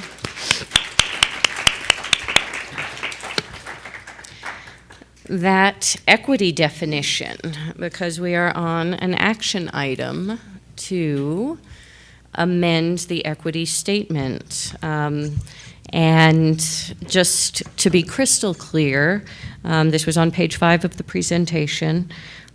We adopted in the resolution in November, so the previous board, the definition of equity that did not include the highlighted words. So our action tonight is to add the highlighted words into this equity statement. So I guess maybe I'll go ahead and make a motion that we adopt the amended equity statement from Dr. Garcia's presentation. And I second. Any discussion on this? Just, Madam President, I think this is a very important topic for this community, as we all know, and I think this is actually a good catch by Dr. Garcia to bring this forward, or whoever from the board that brought this forward. I think It's the community that fed me that. Thank you. Good. And listening. It's amazing what you can learn when you listen. Okay, we have a motion and a second to adopt the amended equity statement. All those in favor say aye. Aye. Aye. Any opposed? Okay, the motion carries. Moving on to our next action item. This is Resolution 2019-2020-5, declaring a fixed asset surplus and requesting approval to dispose of the same asset surplus. Anybody else want to look at this more? It's a lot of Chromebooks. Is there a motion? Madam Chair, since my name will be on that document, I'll make a motion for approval of the fixed assets to surplus, and request approval of that as a motion. It's not to surplus, it's to dispose of. It is declaring a fixed assets surplus and requesting the approval to dispose of the same fixed assets surplus. So, Madam President, I'd like to make a motion declaring fixed assets surplus and requesting approval to dispose of the same. Second. Okay, we have a motion and a second. Any further discussion? All those in favor say aye. Aye. Any opposed? I just have a grammatical question. Okay. Should surplus be plural? Surpluses? I don't know. I'm just being difficult. You're just being an English teacher. I think we just declared a fixed assets surplus, just one. Maybe it should be surpluses. I don't know. Right. Okay. Moving on to board discussion and possible action. It is just beyond the presentation under, it actually appears to be under item 10A in my board book. Oh, no, sorry. It is all the way under 11A. We have an action that was taken by a Board of Education in Los Angeles that was brought up by Board Member Bozay. Madam President, members of the board, and Dr. Garcia, thank you for the opportunity to bring this to talk about. I think we can all appreciate how difficult it is to have conversations about guns and gun violence in our country. Schools are central to these discussions as shooting on school campuses continue at an alarming rate. Even more often, guns in the hands of children and teens are cause for accidental deaths, homicides, and suicides. Firearms are the first leading cause of death among children and teens in New Mexico, and the second leading cause of death in the country, second only to motor vehicle accidents. In New Mexico, an average of 25 teens and children die by guns every year. 50% of these deaths are homicide, compared to 58% across the nation. I think we can all agree that schools should be safe places. Violence and the threat of violence interfere with education. I think we all care about making schools as safe as possible. I think it's hard for many, if not all of us, to accept that school shootings are a given, and the only thing that we can do is prepare for the inevitable through drills and locks and increased security on campuses.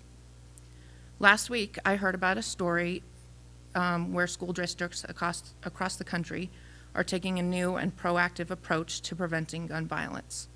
School boards are educating parents and caregivers on proper gun storage. It seems like a simple thing, except more than half of U.S. gun owners do not report storing all of their guns safely.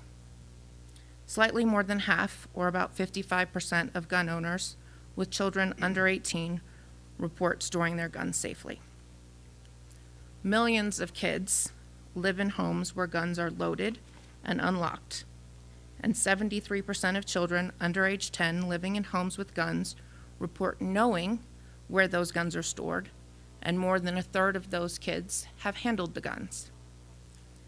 Some additional sobering facts on why this is important and how it relates to schools. Over 90% of school shooters are students or recent graduates at the schools where they attack. 75 to 80% of those shooters get weapons from family members. Between 70 and 90% of guns used in youth suicides, unintentional shootings among children, and school shooting perpetrated by shooters under the age of 18 are acquired from the home or homes of relatives or friends. One estimate says the annual cost of gun violence against children is about $21 billion. Between physical, emotional, and mental health. Much of this cost is taken on by taxpayers, as over 66% of kids under age 21 treated for gunshot injuries were uninsured or on Medicaid. When schools are compelled to implement stronger security measures, there can be damaging cuts to education, services to children, and I don't think any of us want to see any more cuts to education services. These statistics present us with an opportunity to reduce the risk of gun violence in our community and in our schools. This is not a partisan issue. It's not about gun control or restriction. It's about keeping kids, teachers, and staff safe. These types of policies have been adopted by school boards in Los Angeles, Phoenix, Denver, St. Louis, as well as 5 other school districts in Southern California. These pro-safety education measures do not infringe on any rights, nor are they used in a punitive way. There are gun safety measures about which families can be educated and resources in the community to assist with safe gun storage.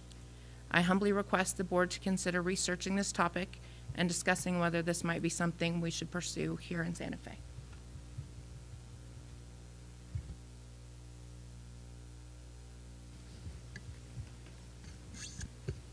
Thoughts, comments? Dr. Gonzalez. Madam President, Dr. Garcia, this is a really important issue, and I'm glad that you brought that up, Sarah. The legislature just passed that red flag law. It passed, and it's now on the governor's desk, and of course it's one of her priorities, so she will sign it. So that will help with that as well. Madam President, go ahead. Vice President Price. This is also a public health issue, major public health issue. And once again, thank you for bringing this up. And it is something I think we should pursue. Dr. Garcia. Sorry. Madam President, members of the board, thank you, Board Member Bose, for bringing that. I know that we have done, and I was looking for Mario, but he's not, I don't know if he can hear me or if he's in his office. He's in the back. I know that we have participated in kids taking the anti-gun violence pledge. Mario. We're talking about gun violence and storage. I know that we also have participated with, I forget which group that we worked with, Mario, I don't know if you remember, that getting the locks, and we were actually giving out locks, gun safety locks. But I don't think that we've done anything comprehensively around gun storage. Do you remember? I don't think we have taken that on as a board, right? President Noble, Dr. Garcia, board members, no, we haven't. And the organization you're talking about is New Mexicans Against Gun Violence with Right. Miss Miranda Viscali. She does provide educational components related to gun safety and locking up guns, and does provide locks for guns, et cetera. We worked with her extensively at the police department, and I do see her regularly within the schools themselves. So I'm wondering if the board, because it does say for possible action, right? If the board would like us to look, look at your research, look at the policies that were passed, say in Phoenix and, did you say Los Angeles Public Schools?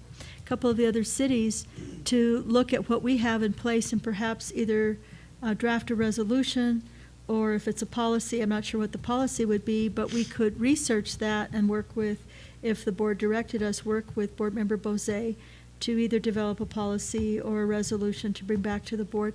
I think every measure that we can put in place that may potentially save the life of a child is, it's worth looking into it.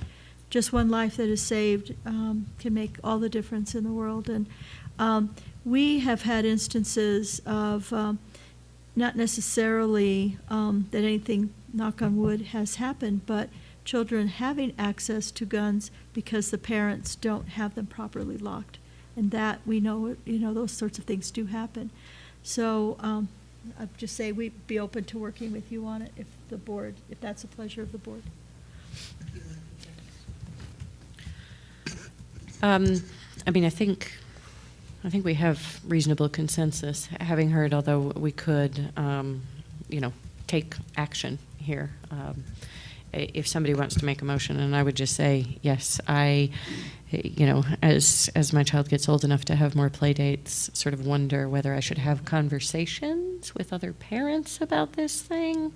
And honestly, would feel better if there were more robust education out there about safe gun storage. Thank you for bringing this forward. Vice President Price. Yes, I think it would help if we have a concerted effort to talk to parents about this. I had a very heated argument with a person who has a loaded shotgun in their house and an angry teenager. So this would be helpful to get support, so it's not just Lorraine Price calling up and ranting and raving at you. It's the Santa Fe Public Schools calling up and ranting and raving at you. Did you rant and rave? No. Okay. I think it would be great to have a motion and take action here if anybody is feeling inspired. Madam Chair, just a little point of challenges that I have is in reading the what is the city? Is this the city of Los Angeles? The city of Los Angeles basically says that they're going to make every parent sign, let's see here, requires parent to sign a letter each year acknowledging their understanding of their firearm stores responsibilities, which I totally get. So the question I would have is, are we going to have every single parent sign a note at the beginning of the year, or are we actually going to send out a flyer, or are we actually going to put it on the webpage?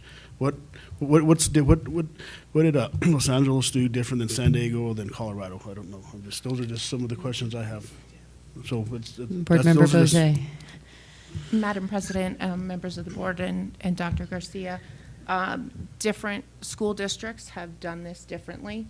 California, as I'm sure we can all imagine, has much stricter gun laws. than we do. And so they actually have laws about gun storage. So essentially what they did in their handbook was to educate parents about the existing laws regarding safe storage.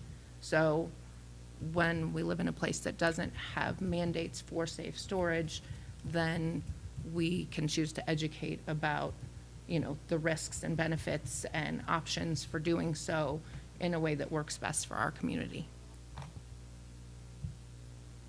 Dr. Gonzalez. Madam President, Dr. Garcia, and members of the board, I think that bringing in Miranda to talk with us would be a good idea.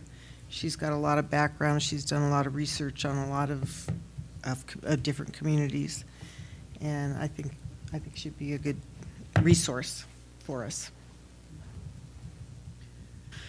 So there's a couple ways forward. We could have a discussion and bring in Miranda Viscoli and anybody else. We could also take action tonight asking the superintendent, in essence, to bring recommendations on a path forward for the Santa Fe Public Schools with engaging with community partners and best practices and looking at some of the other places and what they've done. You know, or we can do that more informally. But what's the pleasure here? Madam President, I would like to make a motion that we move forward with this. Asking the superintendent to develop recommendations? Yes, whether that's, you know, some sort of a policy or process directive. Yes. I'll second that. Okay. We have a motion and a second. And I think, Dr. Garcia, that leaves it fairly open for you to say whether it's a policy or resolution, you know, chart the path forward on basically along the lines of safe gun storage and how we more widely incentivize, educate, or insist on that in our community and/or. Okay, we have a motion and a second. Any further discussion? All those in favor say aye. Aye. Aye. Any opposed? Okay, a unanimous vote on that. Thank you very much. Appreciate that coming forward. Okay, brief check-in on the board work today on behalf of the Santa Fe Public Schools students and our adherence to agreed norms. Anybody want to share any thoughts on this? Secretary Garcia? What? No? You want to put your glasses back on? You were squinting at the page. No? Okay. Well, I think it's been a great night. I appreciate a lot of actually what was under the superintendent's updates. There's a lot that's very relevant to the work there on behalf of the Santa Fe Public Schools, our students, including the expanded Math Amigos partnership, as well as the Indian Education Department highlight, theater school visits, digital expo. I like the idea of digitized board books. If we need to, I'll bring that back as a board discussion items. I think it'd be greener and potentially easier because we keep flipping through all the tabs. But of course, if anybody still prefers it one way, we need to have the information in front of us.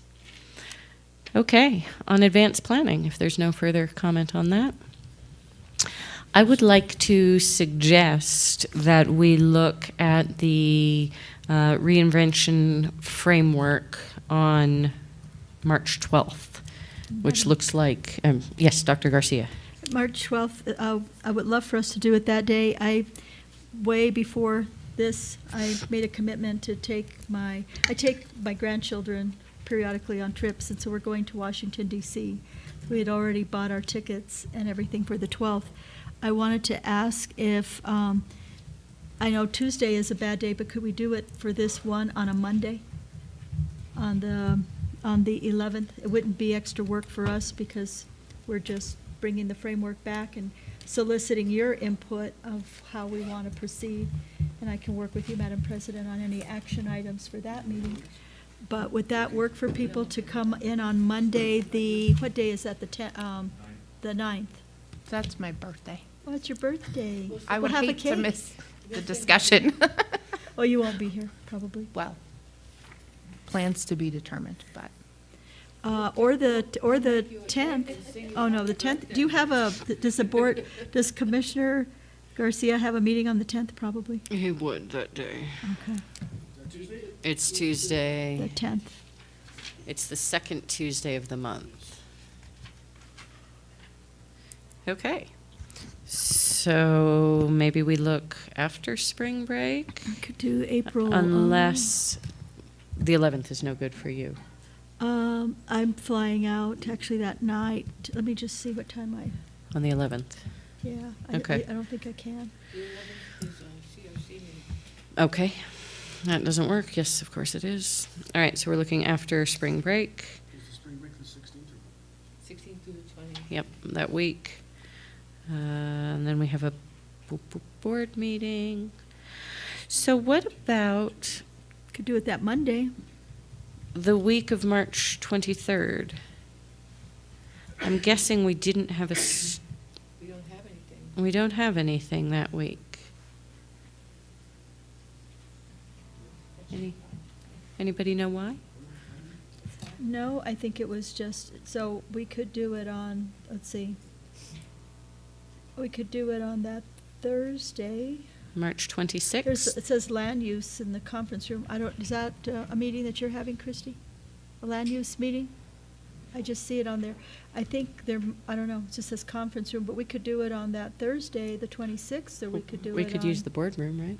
Or we could Whatever do it on what the do we call this 23rd, room? on Monday? Either one. The 23rd will be the first day back after spring okay. break. So. All right, well then Is it? That's fine. Spring break doesn't affects you. But it might affect staff too.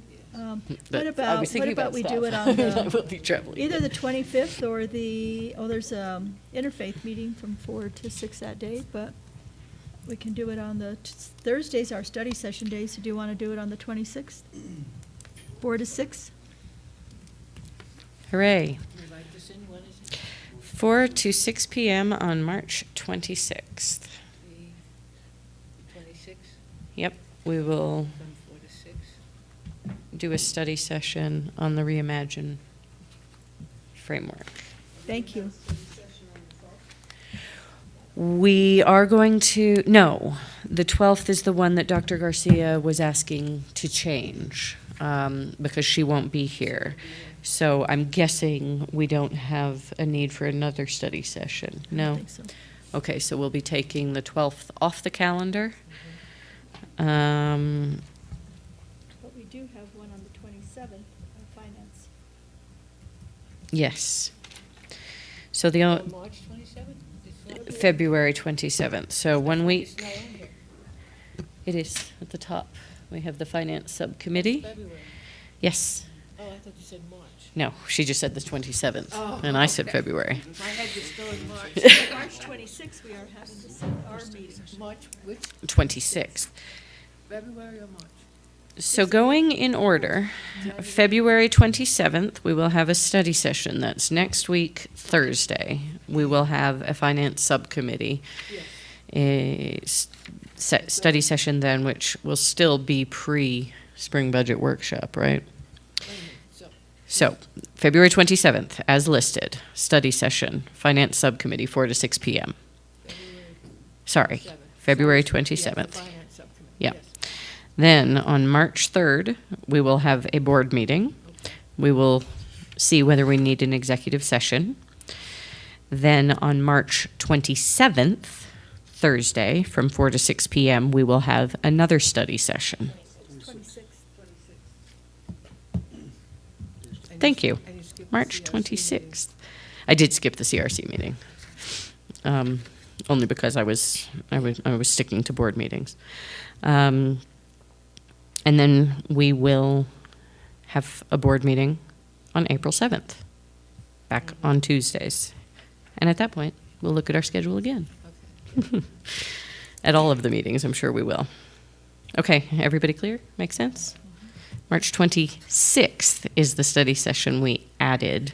March 12th is the study session we took off. Okay. All right. Any further discussion? Any other issues, items on advanced planning? Thank you all very much. We are adjourned.